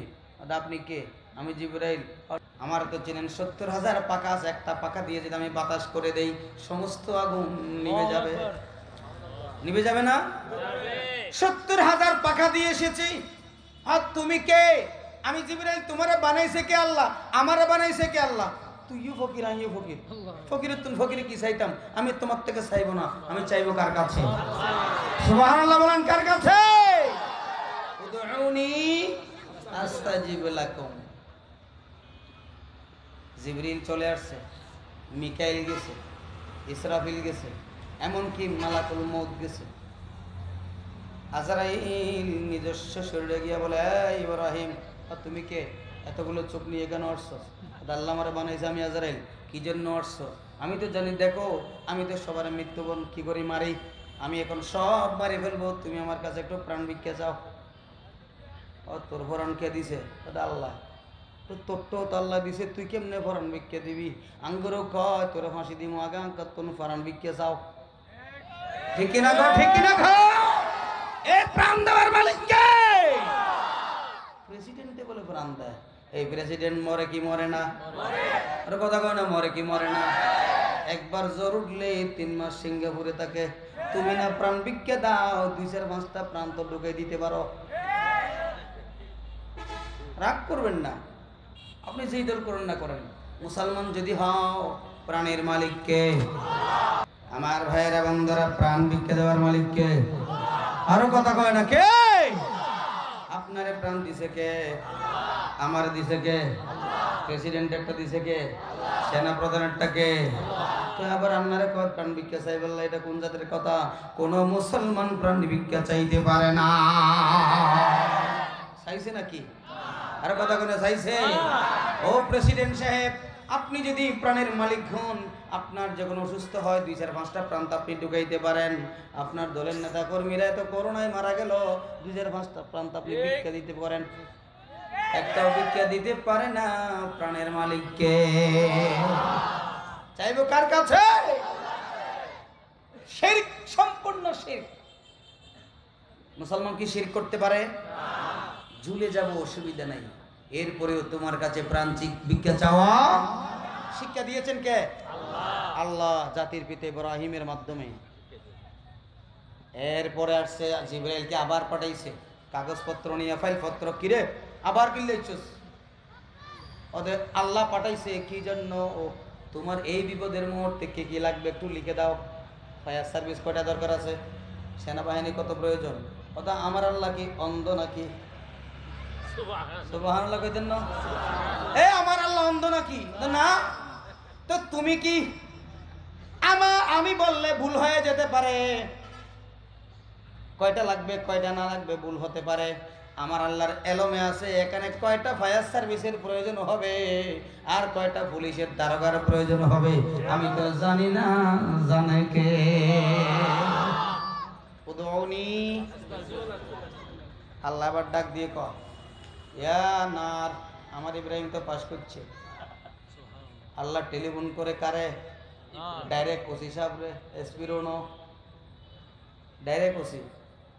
এখনো ফোন আছে না নাই? নেতা কর্মী যদি ধরে, এমপি ফোন দিছে, ওসে, জি স্যার খারো দইছস, বলটুরে কিল্লা দইছস। ও স্যার আই তো দড়ি ন ঢুকাই দিছে, হে কিতাম জানোস না হেতে কে? না স্যার, হে তার দলের খালতো ভাই, এর জাড়াতো ভাই। ঠিক কিনা গো, ঠিক কিনা গো? জি স্যার, এখন সারে দিতেছি, আপনার ক্যাডার হেটা আই জানি না, এখন ঘরে পৌঁছাই দিমু। ঠিক কিনা গো, ঠিক কিনা গো? আল্লাহ কয়, ইয়ানার, হে আগুন খারো দইছিস। আল্লাহ তোর ক্যাডার, আল্লাহ তোর ক্যাডার আছে না নাই? ক্যাডার আবার 2 প্রকার, একটা ছুরি নিয়ে ক্যাডারগিরি করে, বাবা খায়, এখানে তো নাই। বাবা খোর এখানে আছে নি? যারা মুসলমানের ফোলা তারা কোনোদিন বাবা খেতে পারে না। ঠিক কিনা বলেন, ঠিক কিনা বলেন? মুসলমানের সন্তান কোনোদিন এই কাজ করতে পারে না, সুদ খেতে পারে না, ঘুষ খেতে পারে না। এখন তো আমরা যত ঘুষখোর আছে, সুদখোর আছে, সমাজের নেতা বানাই দিছি, মসজিদের সভাপতির ঘুষখোর বানাইছি। ঠিক কিনা? সুদখোরের এটা নিয়ে মসজিদের সভাপতি বানাইছি। আঙ্গ দেশে নাই? হ্যাঁ, নাউযুবিল্লাহি মিন যালিক। কোন মুসলমান আজকে বিভিন্ন মামলায় জর্জরিত করা হচ্ছে, মন্দিরে হামলা হয়েছে, অমুক পূজা মণ্ডপে হামলা হয়েছে। খোদার কসম, কোন মুসলমান মন্দিরে হামলা করতে পারে না, কোন মুসলমান তাদের পূজা মণ্ডপে হামলা করে নাই। তোমরা করে মুসলমানদের নামে হামলা করেছো। কোন মুসলমান এই কাজ করতে পারে না, ইসলাম নিষিদ্ধ করে দিয়েছে। আমর ইবনুল আস রাদিয়াল্লাহু তাআলার আমলে একটা ঘটনা না বলে আমি পাচ্ছি না। আমর ইবনুল আস রাদিয়াল্লাহু তাআলার আমলে যেই দেশে সংখ্যাগরিষ্ঠ মুসলমান, সেই দেশে হিন্দু, বৌদ্ধ, খ্রিস্টান যারা আছে, সংখ্যালঘু যারা আছে, তাদেরকে পাহারা দেওয়া, তাদেরকে স্বাধীনতা দেওয়া দায়িত্ব হলো মুসলমানের। কোন মুসলমান সেই কাজ করতে পারে না। মূর্তির উপর আঘাত করতে পারে না, মন্দিরে আঘাত করতে পারে না, তাদের মূর্তিকে গালি দিতে পারে না। মূর্তিকে গালি দাও কেন? রাসূলুল্লাহ বুখারীতে আছে, নিষেধ করেছেন তোমরা কোন মূর্তিকে গালি দিও না। আল্লাহর নবীর এক সাহাবী জিজ্ঞেস করলেন, ইয়া রাসূলুল্লাহ কেন? আমরা এই দেবদেবী আগে তো পূজা করতাম, এখন আমরা ফেলে চলে এসেছি, ওদেরকে গালি দিব না কেন? তোমরা যদি ওদের দেবদেবীকে গালি দাও, তাহলে তোমাদের আল্লাহ এবং রাসূলকেও তারা গালি দিবে। ঠিক কিনা বলেন? ঠিক কিনা বলেন? কোন মুসলমান মন্দিরে হামলা করতে পারে? তাদের পাহারা দেওয়ার দায়িত্ব আমাদের। ইসলাম তাদেরকে নিরাপত্তার বিধান দিয়েছেন। ইসলাম খবরদার হুজুগি হইয়েন না। কোথায় কি ঘটছে এটা তো মুসলমানদেরকে বিভ্রান্ত করার জন্য কোরআন রাখছে। আসলে পাগলের রাখে নাই, ছাগলেই রাখছে। পাগল একটা প্রত্যেকে ধরে নিয়ে পাগল বানাইতেছে। আমরাও জাতি তো, বুঝেন না? একটা ঘটনা কই মনে, আজকে আমি ফেসবুকে শেয়ার করছি। এটা মোষ চুরি করতে বলে 3 জন লাখ, কজন লাখ? একজনে যে 3জন ফোয়ারা যাইব, গলাত্তন গন্ডা খুলি লই, একজনে বাজায় বাজায় তো মিকে যাইব, গন্ডাইও বাজায় বাজায় সুরাইয়া মোষলে দম মিকে যাবে। গন্ডা জিকে মাতার আরজন যাবে, আসি তার হয়তো ফোয়ারা গলি ভাই, ওই সোর সোর সোর ইতে হবে তো ওটা গন্ডা হকে মাতা সা আদু কেউ উত্তর মিক্কা হয়তো সাল বেগুন তো মিক্কে যাই গন্ডা কে মাতার আর বেগুন তো মিকে তোমার কি ইতো ওইতে যে ঘন্টা বাজার ইতো হদ্দুর যায় ঘন্টা ফেলা দি আস্তে করে ফোয়ারা করলে সুরাইয়া মুসলি দাইয়ে ইয়ো ঘন্টা বাজাই দিব নি আর বেগুন হইয়ো ঘন্টা ঐক্য চলে হইকে তোমার কি সুরাইয়া হাম করে দেখি ঠিক নেই বেটে সুরে খা ঘটনাই বেসলে দেয়া। আমর ইবনুল আস রাদিয়াল্লাহু তাআলা আনহু আমলে গণেশ মূর্তি, চিনেন তো গণেশ মূর্তি, নাক লম্বা, হাতির চুরের মতো। গণেশ মূর্তির মন্দিরের সামনে পাহারা দেওয়ার জন্য মুসলমান একজন সেনাবাহিনীকে সেখানে পাহারা দেওয়ার জন্য নিযুক্ত করে দিলেন। তাদের মূর্তি ভাঙা যাবে না, সেখানে আক্রমণ করা যাবে না, পাহারা দিতে হবে মুসলমানের। সুবহানাল্লাহ। পাহারা দেওয়ার জন্য দায়িত্বে আছেন। নাকের মাথায়, গণেশ মূর্তির নাকের মাথায় একটা পাখি বসেছে। ওই সেনাবাহিনীর দায়িত্বরত যিনি ছিলেন একটা পাথর নিয়ে দূর থেকে পাখিটা সরানোর জন্য পাথর মারলেন। পাখি উড়ে গেল, পাথরটা গিয়ে গণেশ মূর্তির নাকটাই ভেঙে গেল।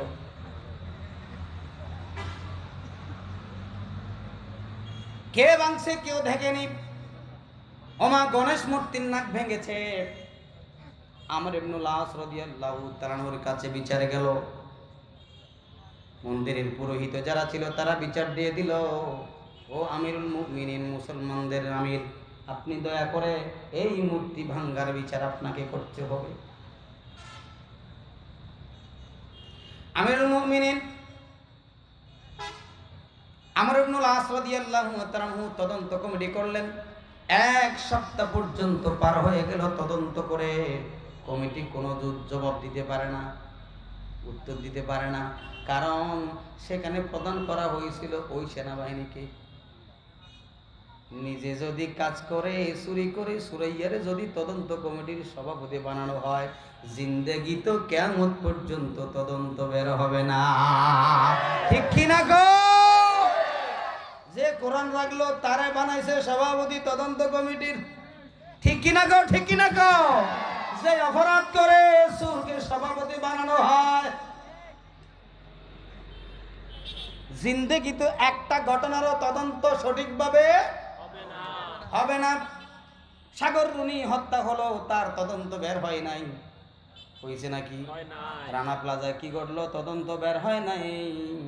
ওই যে হত্যা হলো, দর্শন করা হলো, তদন্ত করা হলো। এয়ারপোর্টের সামনে, ঢাকা বিশ্ববিদ্যালয়ের সামনে দর্শন হলো, রাতে অন্ধকারে হত্যা করা হলো, বের হয় নাই। এই যে এখানে তদন্ত কমিটি তৈরি করা হলো, কোরআন কে দিছে বের হয় না, কারণ যারে তদন্ত কমিটি বানাইছে এটাই তো এই পদে চেয়ারম্যান, সূরা কমিটি সভাপতি, ঠিক না? বের হয় না। আমর ইবনুল আস রাদিয়াল্লাহু তাআলা আনহু জুমায় খুতবা দেওয়ার জন্য দাঁড়ালেন। মাসালা হচ্ছে যিনি এলাকার প্রতিনিধি তিনি কি করবেন? খুতবা দিবেন, ঠিক কিনা কম? একটা মাসালা শুনেন, এলাকার মেম্বার যদি মসজিদে উপস্থিত থাকে, ইমাম সাহেব নামাজ পড়ালে নামাজ হবে না। সমস্ত মুফতিয়ানে কেরামদের কাছে যান, কেউ যদি বলে হবে, আর জিন্দিগিতে পাঞ্জাবি যুগ হইতেন না,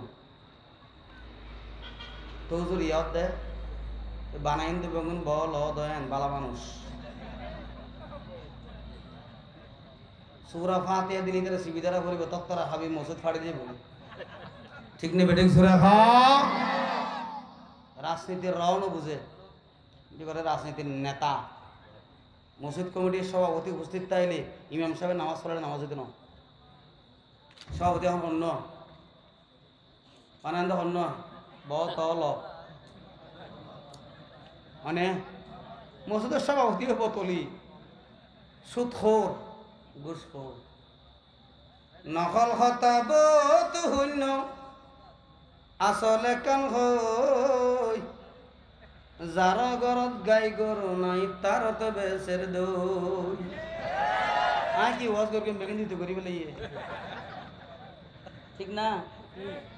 রীতিনীতির দ্বার না দ্বারে গড়ে রাজনীতি, ঠিক না বেড়ে চলে হ এখন তো নামাজ ন পড়ে মসজিদের সভাপতি, ঠিক না বেটিক চলে হ। আমরা দেশত নাই আছে, এটা আছে নাকি? আছে। রীতিনীতির দ্বার না দ্বারে গড়ে রাজনীতি, এখন তো নামাজ পড়ে না মসজিদের সভাপতি। হক কথা গান হইতাম গেলে অবে হক কথা গান হইতাম গেলে হতে বনফুট সরি গিয়ে গই, ঠিক না বেটিক সুরে খা যারা ঘরত গাই গরু নাই তার তো বেসের দই। বাইরে আমার বন্ধুর আমার বেজার লান্না কোনো আমার ভাইরা বন্ধুরা, ইব্রাহিম আলাইহিস সালাম আগের কথা মনে রাখতে হবে, দোয়ার কথা। ইব্রাহিম আলাইহিস সালামকে ফোন করলো কে? আল্লাহ। ইয়া নার ওসিজা করে ফোন করে ইয়া নার হে আগুন আল্লাহ কি হার দর কি অকদা দর কি দেন তো ইত্তেলি গলা দিয়ে দো নম্বর দিয়ে তো কেন করতে দিবে খন নসিনাস অকদা তোর কেডার আল্লাহ তোর কেডার আছে না নাই?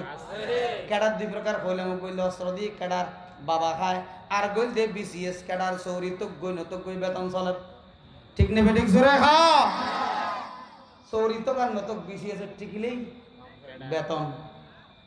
ই বইল দি বিসিএস কেডার, সাধারণ কেডার আর বিসিএস কেডারের পার্থক্য আছে না নাই? আল্লাহর পয়গম্বর যত আছে সব আল্লাহর বিসিএস কেডার, সুবহানাল্লাহ কও। আল্লাহ আগুন কারে দইছ আল্লাহ তোর কেডার কিল্লাই আয় দিচ্ছি না ঢুকে দিছে কেন নমরুদ দিয়ে, এখন কীর্তন হো আল্লাহ তুমি যা বলো তা করব। কুনি বারদাও সালামান আলা ইব্রাহিম, বরদুন সিফাতুল সালাম বাট্টান সালামান আলা ইব্রাহিম, আমার ইব্রাহিমের উপরে শীতাতপ নিয়ন্ত্রিত সর্বপ্রথম পৃথিবীতে এয়ার কন্ডিশন ব্যবহার করেছেন ইব্রাহিম আলাইহিস সালাম। আল্লাহু আকবার। এয়ার কন্ডিশন সর্বপ্রথম এসি ব্যবহার করেছেন ইব্রাহিম আলাইহিস সালাম। আমার ভাইরা বন্ধুরা, ইব্রাহিম আলাইহিস সালামে অগ্নিকুণ্ডের ভিতরে কতদিন ছিলেন? কেউ কেউ বলেন 40 দিন, কেউ কেউ বলেন 6 মাস। মূল কথা হচ্ছে প্রায় 40 দিন পর্যন্ত ছিলেন কমপক্ষে। 40 দিন পরে আগুন একটু ঠান্ডা হয়, নমরুদ এরকম তাকায়, ও মা দেখি ইব্রাহিম টেন্ডুলা সুবহানাল্লাহ সুবহানাল্লাহ টেন্ডুলা দেশে আর বলবে কি রে আকু তুই আজ নাই আসি তো তুই কেন আছ আর ভাই তুই বাকে মদিন জানি অবস্থা রাখ ওই আগুন নমো নমো আগুন তোর এত পূজা করলাম, এত পূজা তোমারে করেছি রে আগুন, তুই কেন আমারে কথা না মানি ইব্রাহিমকে আগুন একটা কেশো জ্বালাইলি না? আগুনের ভিতর থেকে আওয়াজ বাইর হয়, এই নমরুদ, আমার শক্তি এক বিন্দু কমে নাই, কিন্তু ইব্রাহিমের একটা কেশ জ্বালানোর ক্ষমতা আমার নাই, কারণ আমি কার গোলামি করি? আরো চিল্লাই বলেন কে? উদউনি আস্তাজিব লাকুম। ইব্রাহিম আলাইহিস সালামের দোয়া কবুল করলেন কে? অগ্নিকুণ্ড থেকে বাঁচাইলেন কে? ইউনূস আলাইহিস সালাম পড়ে গেলেন মাছের পেটে। ইউনূস আলাইহিস সালাম পালিয়ে যাবে, পড়ে গেছেন কোথায়? বহুত লম্বা ঘটনা, শুধু উদউনি আস্তাজিব লাকুম বুঝি বললে। চলে গেলেন পানির ভিতরে, একটা মাছ এসে ইব্রাহিম হযরত ইউনূস আলাইহিস সালামকে গ্রাস করে ফেললেন, খেয়ে ফেললেন। মাছের কেন অভ্যাস খারাপ, ওইলরে বল খায়, বলরে ওইলে খায়, ঠিক না? ঠিক না? ওই ইব্রাহিম আলাইহিস সালামকে যে মাছটা খেয়ে ফেললো, সাগর থেকে আরেকটা মাছ এসে ওই মাছটা দেখাইছে। আকাশের ফেরেশতারা চিৎকার করে ডাক দিয়ে, আল্লাহ কি করছো তুমি? ইব্রাহিম ইউনূস আলাইহিস সালাম যদি এখন মারা যায়, মুহাম্মদ সাল্লাল্লাহু আলাইহি ওয়াসাল্লাম তো দুনিয়াতে আসবে না। সুবহানাল্লাহ, মুহাম্মাদের সুসংবাদ। সুবহানাল্লাহ কইতে মন চায় না? সুবহানাল্লাহ। আল্লাহ কয় নামাতিস, জিবরাইল চিৎকার দেয়, আল্লাহ এখন তো ইউনূস শেষ, একটা মাছে খাইছে তারে, আরেকটা মাছ আছে সেই মাছে খাইছে। আল্লাহ অর্ডার করে যে আটলান্টিক মহাসাগরের তলায় সবচেয়ে বড় মাছ নীলতিমি যাকে বলা হয়, নীলতিমি এসে ওই মাছটারে খাইছে। ফেরেশতাদের ভিতরে চিৎকার শুরু হয়ে গেছে, আল্লাহ কোন অবস্থা জানি না। একের পরে 7 দিন পার হয়ে যায়। ইব্রাহিম হযরত ইউনূস আলাইহিস সালাম একটু হুঁশ আসতে নড়াচড়া কি, আল্লাহ আমি কোথায়? ডাক মারছে কারে? ওর কথা কয় না, আমরা কারে ডাকবো? ডাক মারছে কারে? আল্লাহ। আল্লাহ কয় কি রে ইউনূস, আমি কোথায়? হয়তো মাছের পেটের ভিতরে। ও আল্লাহ সেই মাছটা কোথায়? আরেক মাছের পেটে। ও আল্লাহ সেই মাছটা কোথায়? আরেক মাছের পেটে। আল্লাহ সেই মাছটা কোথায়? আটলান্টিক মহাসাগরের তলা। বুঝতে পারছে আল্লাহ এমন ভাবে এমন জেলখানায় আমারে ঢুকাইছে, আল্লাহ তুমি ছাড়া আর কেউ বের করতে পারবে না। যত জেলখানায় ঢোকাক না কেন, এরকম জেলখানা তো পৃথিবীতে এখনো আসে নাই, ঠিক কি না? লা ইলাহা ইল্লা আনতা সুবহানাকা ইন্নী কুনতু মিনাজ জালিমিন। আছে না নাই? কথা কয় না, আছে না নাই? আল্লাহ পাক রব্বুল আলামিনকে ডাক দিলেন ইউনূস আলাইহিস সালাম আটলান্টিক মহাসাগরের তল থেকে কোথায়? আরশের দিকে। কোন মানুষকে ডাকছে নাকি? ও বাহিনী আমারে বাঁচাও, তোমার সাম্পান কি আছে, এই নৌকা আছে, কি আছে, স্টিমার আছে, লঞ্চ আছে, সব নিয়ে নাও আমারে বাঁচাও, এরকম কইছে নাকি আল্লাহরে ডাক মারছে? প্রত্যেকে সাগরের অতল গভীর থেকে, আকাশ থেকে জবাব দেখায়। কি বলছে আল্লাহ? কি বলছে? فاستجبنا له ونجيناه من الغم وكذلك ننجي المؤمنين। আল্লাহ পাক রব্বুল আলামিন বলেন, ইউনূস যখন ডাক দিলেন সাগরের তলদেশ থেকে, আমি আল্লাহর দরবারে ফাস্তাজাবানা লাহ, আমি তা কি করলাম? এটা জবাব দিয়ে দিলাম, এবং শুধু তাই নয়, তাকে নাজাত দিয়ে দিলাম। ফানাজাইনাহু মিনাল গাম। এখানে গম মানে বিপদ আপদ। গম শব্দের অর্থ অনেক আছে, আমি প্রায় 64টা পাইছি।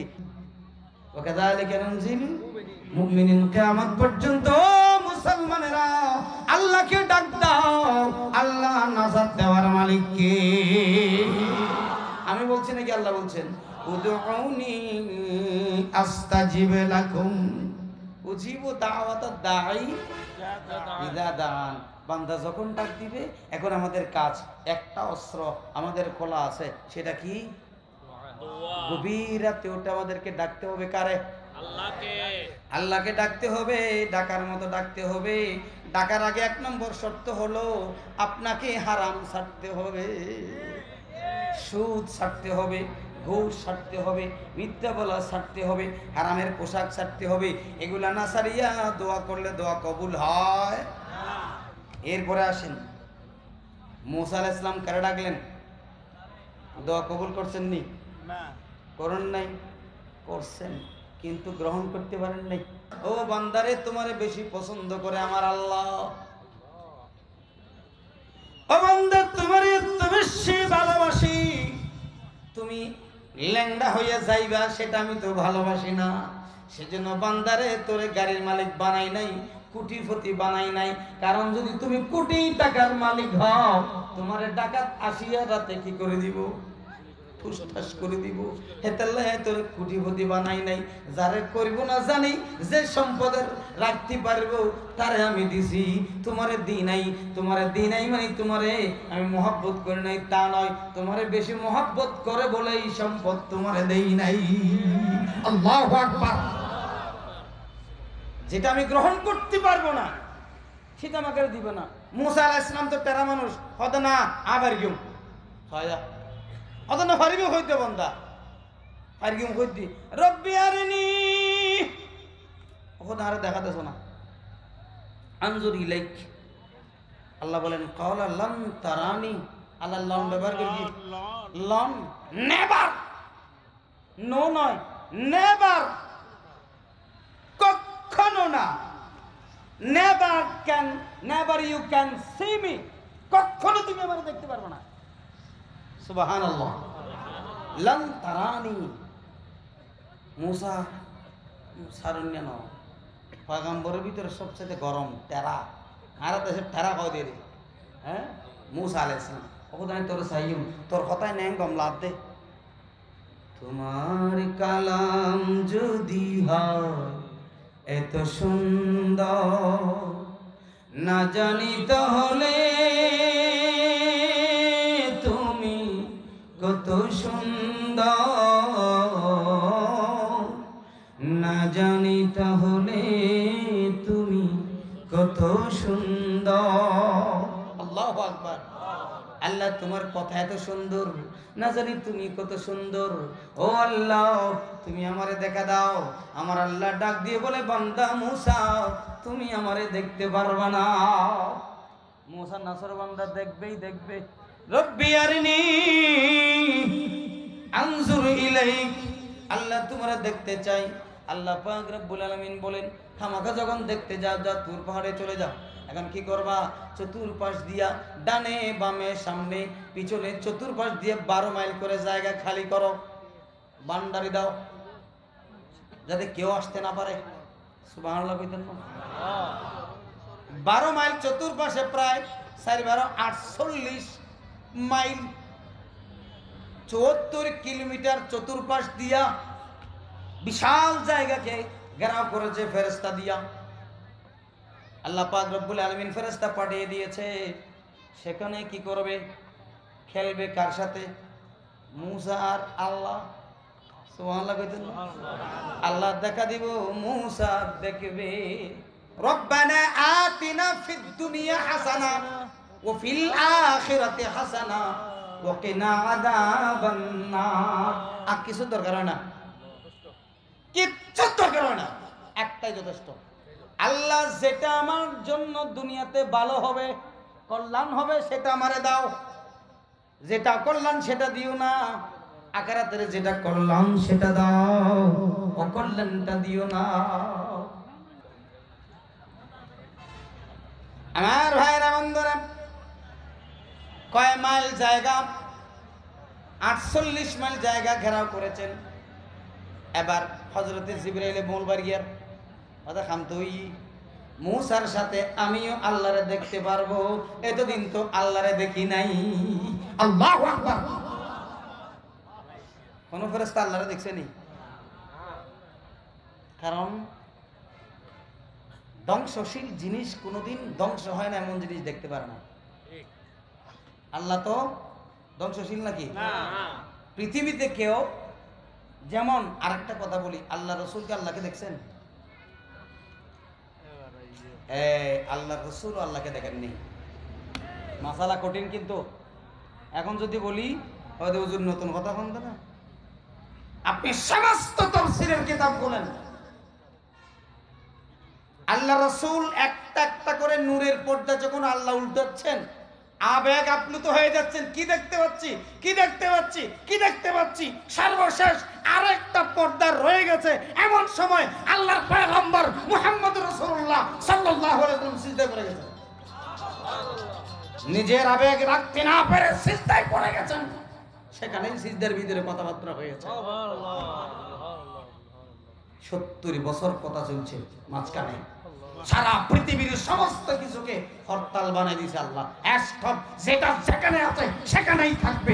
আমার পয়গম্বর ইচ্ছে মতো আমাকে সিজদা দিবে, আমার যা ইচ্ছা সারা পৃথিবীর আল্লাহর খোদার খোদাইর সবকিছু আমার পয়গম্বরকে আমি দান করে দিব আজকে। সুবহানাল্লাহ। মুসা আলাইহিস সালাম এর সাথে জিবরিল খুশি হয়ে গেছে, কারে দেখবো? আল্লাহকে। আল্লাহকে তো দেখে নাই, দেখতে পারবে না। চতুর্পাশ দিয়ে ঘেরাও করলো। আল্লাহ আবার ডাক দিয়ে মশা মাছি ব্যাং সাপ যা আছে সব বাড়ি করে দাও, কিচ্ছু থাকবে না, কোন প্রাণী সেখানে থাকতে পারবে না, সব বের করে দিল। আল্লাহ ডাক দিয়ে জিবরাইল, এ জিবরাইল কে আছে? আল্লাহ মুসা আর আমি আছি। আর নাই? আল্লাহ আরো দুইটা আছে, মুসার কাঁধে দুইটা ফেরেশতা তো আছে, ঠিক না? আছে নি? ওদেরকে বের করো, কারণ খেলা চলবে আল্লাহ এবং মুসা। এবার কয় আল্লাহ, এখন মুসা আর আমি আছি, এই জিবরাইল তুমিও বের হয়ে যাও। চোখের পানি ছেড়ে দিয়ে জিবরিল কান্না করে, কয়েকবার কান্না করে, যে সেখানে এখানে একবার, ও আল্লাহ আমি তো কোনোদিন আপনাকে দেখি নাই, আমার ভাই মুসার সাথে আমি একটু দেখতে চাই। আল্লাহ ডাক দিয়ে কয়, মুসা ও জিবরাইল, তোমার সাথে তো আমার সাথে চুক্তি হয় নাই, চুক্তি হয়েছে মুসার সাথে, যাও তুমি মাঠের বাইরে চলে যাও। গভীর অন্ধকার হয়ে গেল, মুসা ভয় পায়। আল্লামা কাসতুলানী রাহমাতুল্লাহি আলাইহি বলেন, মুসা নিজের নিজে সিমটা দেয়, আছে না নাই? নদেহ দেয়। এত বেশি অন্ধকার হয়ে গেছে, মুসা নিজেরে দেখতে পায় না। অন্ধকার নিজের চিমটি দেন, আছে না নাই? কেশো দেখানো যা, নিজেকে দেখতে পায় না। এ মুসা কি ভয় পাও? চমকি উঠছি না, কোথায় নডার সাইবার খেয়াল হয়ে দেবো। সুবহানাল্লাহ, পয়গম্বর তো, আল্লাহ তোমারে দেখবো। ও মুসা তাহলে ওই দিকে আর তাকাইও না, আকাশের দিকে তাকাও। আকাশের দিকে তাকায়, প্রথম আসমান, দ্বিতীয় আসমান, তৃতীয় আসমান, চতুর্থ আসমান, পঞ্চম আসমান, ষষ্ঠ আসমান, সপ্তম আসমানে চলে গেলেন কে? মুসা এখান থেকে তাকাইতে তাকাইতে সপ্তম আসমানে চলে যায়, কিন্তু দাঁড়িয়ে আছে তোর পাহাড়ের কিনারায়। মুসার চোখ সপ্ত আসমানের উপরে চলে যায়, সিদরাতুল মুনতাহা পর্যন্ত গেলেন। সেখানে গিয়ে তিনি দেখতে পেলেন জান্নাত থেকে দুইটা নাহার, ওই আরশ থেকে দুইটা নাহার, দুইটা নদী বের হয়েছে। মুসা আলাইহিস সালাম বললেন, আমি দুইটা নদী দেখতে পেলাম, একটা নদী সোজা জান্নাতের ভিতরে চলে গেছে, আরেকটা নদী দুনিয়ার দিকে আসছে, ওই নদীটা হলো দাজালা নদী। আল্লাহু আকবার। এই দাজালা নদী যেটা আছে সেটা ডাইরেক্ট তার মোহন আল্লাহর আকাশে। সুবহানাল্লাহ কইতে মন চায় না? ওই দুইটা নদী আমি দেখতে পেলাম। এরপরে দেখলাম বল হুয়া কুরআনুম মাজিদুন ফি লাওহিম মাহফুজ। একটা ঘর দেখতে পেলাম, চতুর্পাশে আয়াতগুলো লেখা, এটা বুঝতে পেরেছি এটা কোরআনের ঘর। সুবহানাল্লাহ। কোরআনের ঘর কোথায়? এই যে কেন গানটা গাইলো, যদি আগুন লেগে ধ্বংস হয় পৃথিবীর সব বইয়ের দোকান, তবু বিশ্ব থেকে হারাবে না পবিত্র কোরআন। ঠিক কিনা গাও? তবে বিশ্ব থেকে হারাবে না পবিত্র কোরআন। যাবে নাকি? কথা কয় না? এই একটা কোরআনকে ওখানে দিছে, তোমার লাইরা দিছে, নটশো কিনলে একটু অপেক্ষা কর, কে কি করছে না করছে চুপ করে ধৈর্য ধারণ করে আল্লাহর কাছে কও, তাহলে তো এই অবস্থা হইতো না। লাফালাফি করছেন কিনলে, কি হচ্ছে না হচ্ছে আগে অবজারভেশন করবেন, ওই করে উঠলেই যে লাভ দিবেন তা নয়, ঠিক না? বলছিলাম তো মনে আছে আমর ইবনুল আসের কাছে বিচার দিয়েছিল আমি 70 কোটি গেছি, এই কথা না বলুন। আমর ইবনুল আস, এটা একটু বলে দিই। আমর ইবনুল আস রাদিয়াল্লাহু তাআলা আনহুকে বিচার দিলেন, তিনি তদন্ত করে পারলেন না, খুতবা দেওয়ার জন্য দাঁড়ালেন, ঘোষণা দিলেন, ও পাদ্রীরা, আমি তো ব্যর্থ হয়ে গেলাম, তোমাদের এই তদন্ত বের করতে পারে না, একটা চাকু নিয়ে আসো, ছুরি ছুরি। আমি ইমাম, আমার দায়িত্ব ছিল তোমাদের এই ঘটনার তদন্ত করে বের করা, যেহেতু পারি নাই দোষ আমার। মুসলমান যদি হও, তদন্ত করে যদি ঘটনা উদ্ঘাটন করতে না পারো, রহস্য উদ্ঘাটন করতে না পারো, 1 সেকেন্ড ক্ষমতায় থাকার কোনো অধিকার নাই। ঠিক কিনা গো? 1 সেকেন্ড তো অধিকার নাই। আমর ইবনুল আস বলেন, আমি যেহেতু কি করতে পারি নাই, একটা কাজ করো, আমার বিচার হচ্ছে তোমাদের নাক ভেঙে, মূর্তির নাক ভেঙে কলিজায় আঘাত দিয়েছে, তোমরা আমার নাকটা মসজিদের মিম্বরে দাঁড়াইয়া তোমরা আমার নাকটা কেটে দাও, পুরা মুসলিম জাতিকে তোমরা কি দাও, অপমানিত করো। ও মা গো, এই অবস্থা যখন ঘোষণা দিছেন, এখন সেনাবাহিনীর সদস্য প্রধান যিনি বাইন ছিলেন, কেটে দাঁড়াইছে। আমিরুল মুমিনিন, এটা তো হইতে পারে না। কেন না? আমি ভাঙছি। সুবহানাল্লাহ বলবেন না? তোমার দায়িত্ব দিয়েছিলাম তোমারে পাহারা দিবার, ভাঙছো কেন? আমিরুল মুমিনিন, ইচ্ছে করে তো ভাঙি নাই, তো কেমনে ভাঙছো? ওই গণেশ মূর্তির নাকের মাথায় একটা পাখি বসেছিল, তারে তারাইবার লাই দূরত্বন আমি একটা পাথর নিক্ষেপ করছিলাম। তোমাকে তো আমি দূর থেকে পাথর নিক্ষেপ করার জন্য দায়িত্ব দেই নাই, এটা তোমার অপরাধ।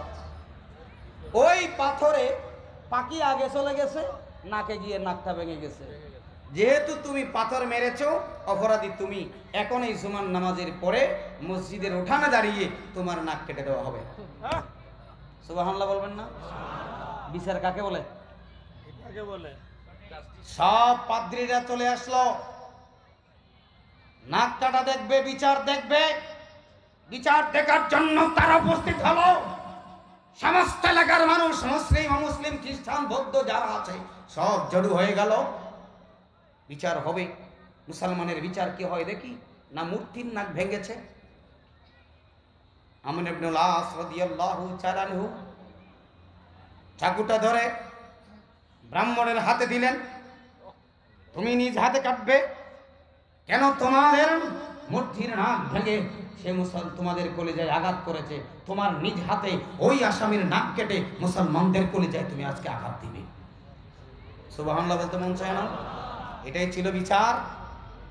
এরপরে যখন এই কথা ঘোষণা করলেন সত্যি সত্যি নাক কাটবে, এমন সময় সব কি আছে, স্তব্ধ হয়ে গেছে। ওই চাকুটা হাতে নিয়ে নাকের বরাবর নিয়ে ওই ব্রাহ্মণ ঘোষণা দিল, খোদার কসম, এই যদি হয় মুসলমানের বিচার, আমরা আরো মুসলিম থাকতে চাই না। লা ইলাহা ইল্লাল্লাহু মুহাম্মাদুর রাসূলুল্লাহ। নারায়ে তাকবীর, আল্লাহু আকবার, বিশ্বের মুসলিম বিপ্লব, বিপ্লব, প্রিয় উপস্থিতি ও মুসলমান ভাইরা, সন্ত্রাসী কর্মকাণ্ড দিয়ে, জঙ্গি হামলা করে, অপর্যপরে আক্রমণ করে ইসলাম এবং মুসলমান বিজয় হয় নাই, আদর্শ দিয়ে, চরিত্র দিয়ে ইসলামের বিজয় হয়েছে। ঠিক কিনা? সুতরাং আপনারা হুজুগি হবেন না। কোনো একটা জায়গায় কোনো একটা ঘটনা ঘটেছে, আপনারা জানেন কিছুদিন, কয়েক বছর আগে আমাদের এই যে রামুতে বৌদ্ধ মন্দিরে আগুন লাগালো, মূর্তি ভাঙলো, কে ভাঙছে? পরবর্তীতে ধরা খাইছে তো, ঠিক না? কিন্তু কষ্ট পাইছি মুসলমানেরা, এখনো পর্যন্ত অনেকেই পঙ্গু অবস্থায় আছে। সব মুসলমান দাড়িওয়ালা টুপিওয়ালারা মামলা খেয়েছে, 40টা 50টা পর্যন্ত মামলা হয়ে গেছে। ও মুসলমান, তারা এগুলো ইচ্ছে করে করে নিজের নাক কেটে অপরের যাত্রা বন্ধ করে। ঠিক কিনা কও? আব্রাহা বাহিনী করেছিল, সূরা ফিল নাজিল করে আল্লাহ জানিয়ে দিল, আব্রাহা বাহিনী নিজের কাবাতে আগুন লাগিয়ে আর হানায় কাবার মুতাল্লি আব্দুল মুত্তালিবের নামে মামলা করেছিল, আব্দুল মুত্তালিবের নামে মামলা করেছিল, আমার হানায় কাবা ভেঙেছে। অনুরূপভাবে আপনারা দেখেছেন গাড়িতে কি হয়েছে, আপনার পেট্রোল বোমা মেরেছে, কারা কারা মেরেছে আয়নার মতো পরিষ্কার, কিন্তু মামলা হয়েছে দাড়িওয়ালা টুপিওয়ালার বিরুদ্ধে, ঠিক কিনা? আজকে অনুরূপভাবে কোরআন দিয়েছে পূজা মণ্ডপে কোন মুসলমান দেয় নাই, কোন দাড়িওয়ালা দেয় নাই, কোন টুপিওয়ালা দেয় নাই, এক প্রকার স্বার্থান্বেষী। এটা স্বার্থ দরকারের জন্য ওই এলাকার মুসলমানগুলোকে, বাংলাদেশের মুসলমানগুলোকে, ইসলামী বিপ্লবকে স্তব্ধ করার জন্য তারা ষড়যন্ত্র করছে। সেই ষড়যন্ত্রে মুসলমান পা দিবে না, ঠিক কিনা? মুসলমান পাগল হয়ে যায় না, একটু ধৈর্য ধারণ করবেন, পাগলামি করিয়েন না। পাগলের নাম ইসলাম নয়, হুজুরের নাম ইসলাম নয়। ভাইরা আমার, বন্ধুরা আমার, এবার আসেন, কোন প্রকার আক্রমণ করা যাবে না। সেজন্য রাসূলুল্লাহ বলেছেন বিচারক তিন প্রকার। দুইজন বিচারক জাহান্নামে যাবে, একজন বিচারক জান্নাতে যাবে। এটা হচ্ছে বিচার ব্যবস্থা। আর অন্য দিন বলবো হযরত মূসা আলাইহিস সালাম কদ্দুর পর্যন্ত চলে গেলেন, এরপরে কি দেখলেন? দুটি নদী। এরপরে কি দেখলেন? আল্লাহর কোরআনের ঘর, লৌহে মাহফুজ। কোরআন সেখানে আছে না নাই? এটা তো কাগজের কোরআন, আসল কোরআন কোথায়? সারা দুনিয়ার সমস্ত কোরআন যদি জ্বালে দেওয়া হয়, একটা নুক্তা, একটা হরফ এদুর ওদুর হবে না, আবার কোরআন লেখা যাবে। ঠিক কিনা বলেন? ঠিক কিনা বলেন? পৃথিবীতে এমন কোন গ্রন্থ আছে কেউ দেখাতে পারবেন? পারবেন না। এটা হচ্ছে কোরআনের মুজিজা। বল হুয়া কোরআনুম মাজিদ ফি লাউহিল মাহফুজ, ইন্না নাহনু নাযালনা যিকর ওয়া ইন্না লাহু লাহাফিজুন। আমার ভাইরা, এরপরে মূসা আলাইহিস সালাম চলে গেলেন একেবারে 70টা পর্দার কাছাকাছি। সুবহানাল্লাহ। উদউনি আস্তাজিব লাকুম। আসান মূসা, তাহলে রেডি হও। ওখানে রেডি। ফালাম্মা তাজাল্লা রাব্বুহু জা'ালাহু দাক্কা ওয়া হাররা মূসা সাঈকা। মুফাসসিরিনে কেরাম বলেন 70,000 পর্দার ভিতরে আল্লাহ পাক রব্বুল আলামিন একটা নূরের পর্দার কতটুকু উঠাইছেন জানেননি? 7টা মত পাওয়া যায়। কেউ কেউ বলেন আঙ্গুলের এই কনিষ্ঠ, একজন মানুষের কনিষ্ঠ আঙ্গুল বরাবর, কেউ কেউ বলেন একটা গরুর নাকের সমান, কেউ কেউ তবে সবচাইতে বড় মশহুর কথা যেটা সমস্ত উলামায়ে কেরাম ঐকমত পোষণ করেছেন, সেটা হলো একটা সুই যে আমরা কাপড় সিলাই, সুইয়ের তাগা দেয় কিনা? তাগা দেয় না। পিছনে একটা ছিদ্র আছে কিনা? ওই ছিদ্র পরিমাণ একটু করতে মাত্র আল্লাহ তাআলা পর্দা উঠাইছেন। একটা পর্দা উঠানোর সাথে সাথে মূসা বেহুশ হয়ে পড়ে গেছে। আল্লাহ বলেন লান তারানি, বেহুশ হয়ে পড়ে আছে মূসা। আল্লাহরে দেখার ক্ষমতা কারণ এই দুনিয়াতে আল্লাহকে দেখা যায় না। আল্লাহকে দেখা যাবে কোথায়? কামা তারাউনা লাইলাতুল বদর, যেমনি ভাবে পূর্ণিমার চাঁদ যেমনি ভাবে দেখা যায় জান্নাতে গেলে পরে, অনুরূপ ভাবে পূর্ণিমার চাঁদ, 14 দিনের পূর্ণিমার চাঁদ দেখতে কোনো সমস্যা হয়নি না, চোখে ডিস্টার্ব করেনি। কিন্তু সূর্য দেখা যায় না, চোখে ডিস্টার্ব করবে। ও বন্ধুরা আমার, মেঘমুক্ত আকাশে পূর্ণিমার চাঁদ যেমনি সুন্দরভাবে স্বস্তি মতো দেখা যায়, আল্লাহকে তেমনি ভাবে দেখা যাবে জান্নাতে। আল্লাহকে দেখতে চাই কি চাই না? এই কথা বলেন, চাই কি চাই না? আল্লাহকে যদি দেখতে চাও আল্লাহর বিধান মানতে হবে, ঠিক কিনা আমার ভাইরা বন্ধুরা? সেজন্য আল্লাহ পাক রব্বুল আলামিন ঘোষণা করলেন উদউনি আস্তাজিব লাকুম, তোমরা আমাকে ডাকো, আমি তোমার ডাকে। আল্লাহর পয়গম্বর বলেন আদ-দুআউ মুখুল, সমস্ত দোয়ার মূল হচ্ছে, সমস্ত ইবাদতের মূল হচ্ছে দোয়া। আমরা তো দোয়াও করতে জানি না। এখন আমরা হুজুররা দোয়া টাকা দিয়ে বেচা কেনাও করি, রাগ করিয়েন না। হুজুর আল্লাহ কা দোয়া করি না 60 খোদার কসম ওই দোয়া কবুল হবে না। হযরত ইব্রাহিম আলাইহিস সালামের জন্য আল্লাহ পাক রব্বুল আলামিন দোয়া করছিলেন ইব্রাহিম আলাইহিস সালামের এর কাছে, রব্বি রব্বি জাআলনি মুকিমাস সালাত ওয়া মিন যুররিয়াতি রব্বানা তাকাব্বাল দুআ। দোয়া কবুল হই না হয় সাফা মারো তোমরা কবরে আমলে অজব না হজ হবে, হজ হবে। আল্লাহ বলেন দেখো এমন ভাবে দোয়া করেছে আমার পয়গম্বর ইব্রাহিম, আমার হাজারা দৌড়াইছে জ্যাং করে দৌড় গিয়ে তোমার তো দৌড়া করে বলছে। গর্ভবতী মাত্র সন্তান প্রসব করেছেন, এখনো শরীরটা নরম হয়ে গেছে, তুলতুলে অবস্থা, হাঁটতে পারে না, শরীরটা ভারী, সেজন্য একটু একটু দৌড়ায়। কেন দৌড়ায়? তাড়াতাড়ি ফুরে বললে আবার কে সাফা কে ওয়ারুজু আল্লাহ কথা তুইও যাবি সাফা উঠে গিয়ে দোয়া করবি, মারওয়াতে দোয়া করবি।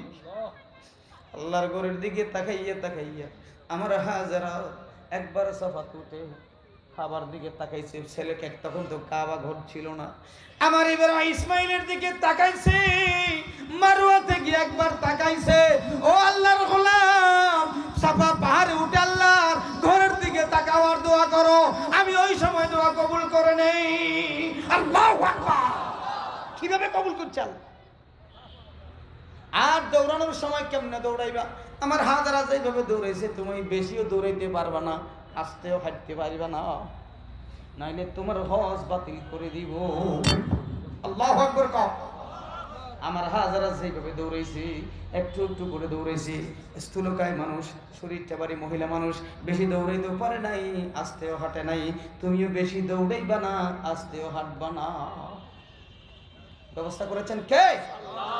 শুধু তাই নয়, ইব্রাহিম আলাইহিস সালাম যখন কিচ্ছু নাই, পানি নাই, খাওয়ার নাই, দাওয়ার নাই, কিচ্ছু নাই, এলাকা ছেড়ে আল্লাহর অর্ডার পালন করতে যাচ্ছেন, এবং একটু যখন আড়াল হলেন দোয়া করলেন, আল্লাহ এমন খাবারের ব্যবস্থা করো, ফল ফলাদির খাবার। সুবহানাল্লাহ। দোয়ার সিস্টেম দেখুন বাজে জি জারাইন বাজিরে যেটা কিচ্ছু নয়, একবার ফোয়ানা মরা আজ পর্যন্ত না কিয়ামত পর্যন্ত না ঘুরাতে। শুধু তাই নয়, সেখানে ফল ফলাদির মিনাস সামারাত জমা ব্যবহার করে গেল, যত দলীয় ফল আছে খোদার কসম পৃথিবীর কোন প্রান্তরে যদি কোনো ফল পাওয়া না যায় আল্লাহর মক্কা শরীফে ঘরে পাওয়া যায়। এখন ফল নাই, এটা আর দেশ বড়ই আছে না, কাঁচা বড় এটা আছে না, যাইছো সারা পৃথিবীতে সেই ফল পাওয়া যাবে না, মক্কার বুকে সেই ফল পাওয়া যাবে। এটা দোয়া করেছিল কে? ইব্রাহিম আলাইহিস সালাম। দোয়া করেছেন কে? কবুল করেছেন কে? সে আল্লাহ এখনো আছে না নাই? আরো চিল্লা বলেন আছে না নাই?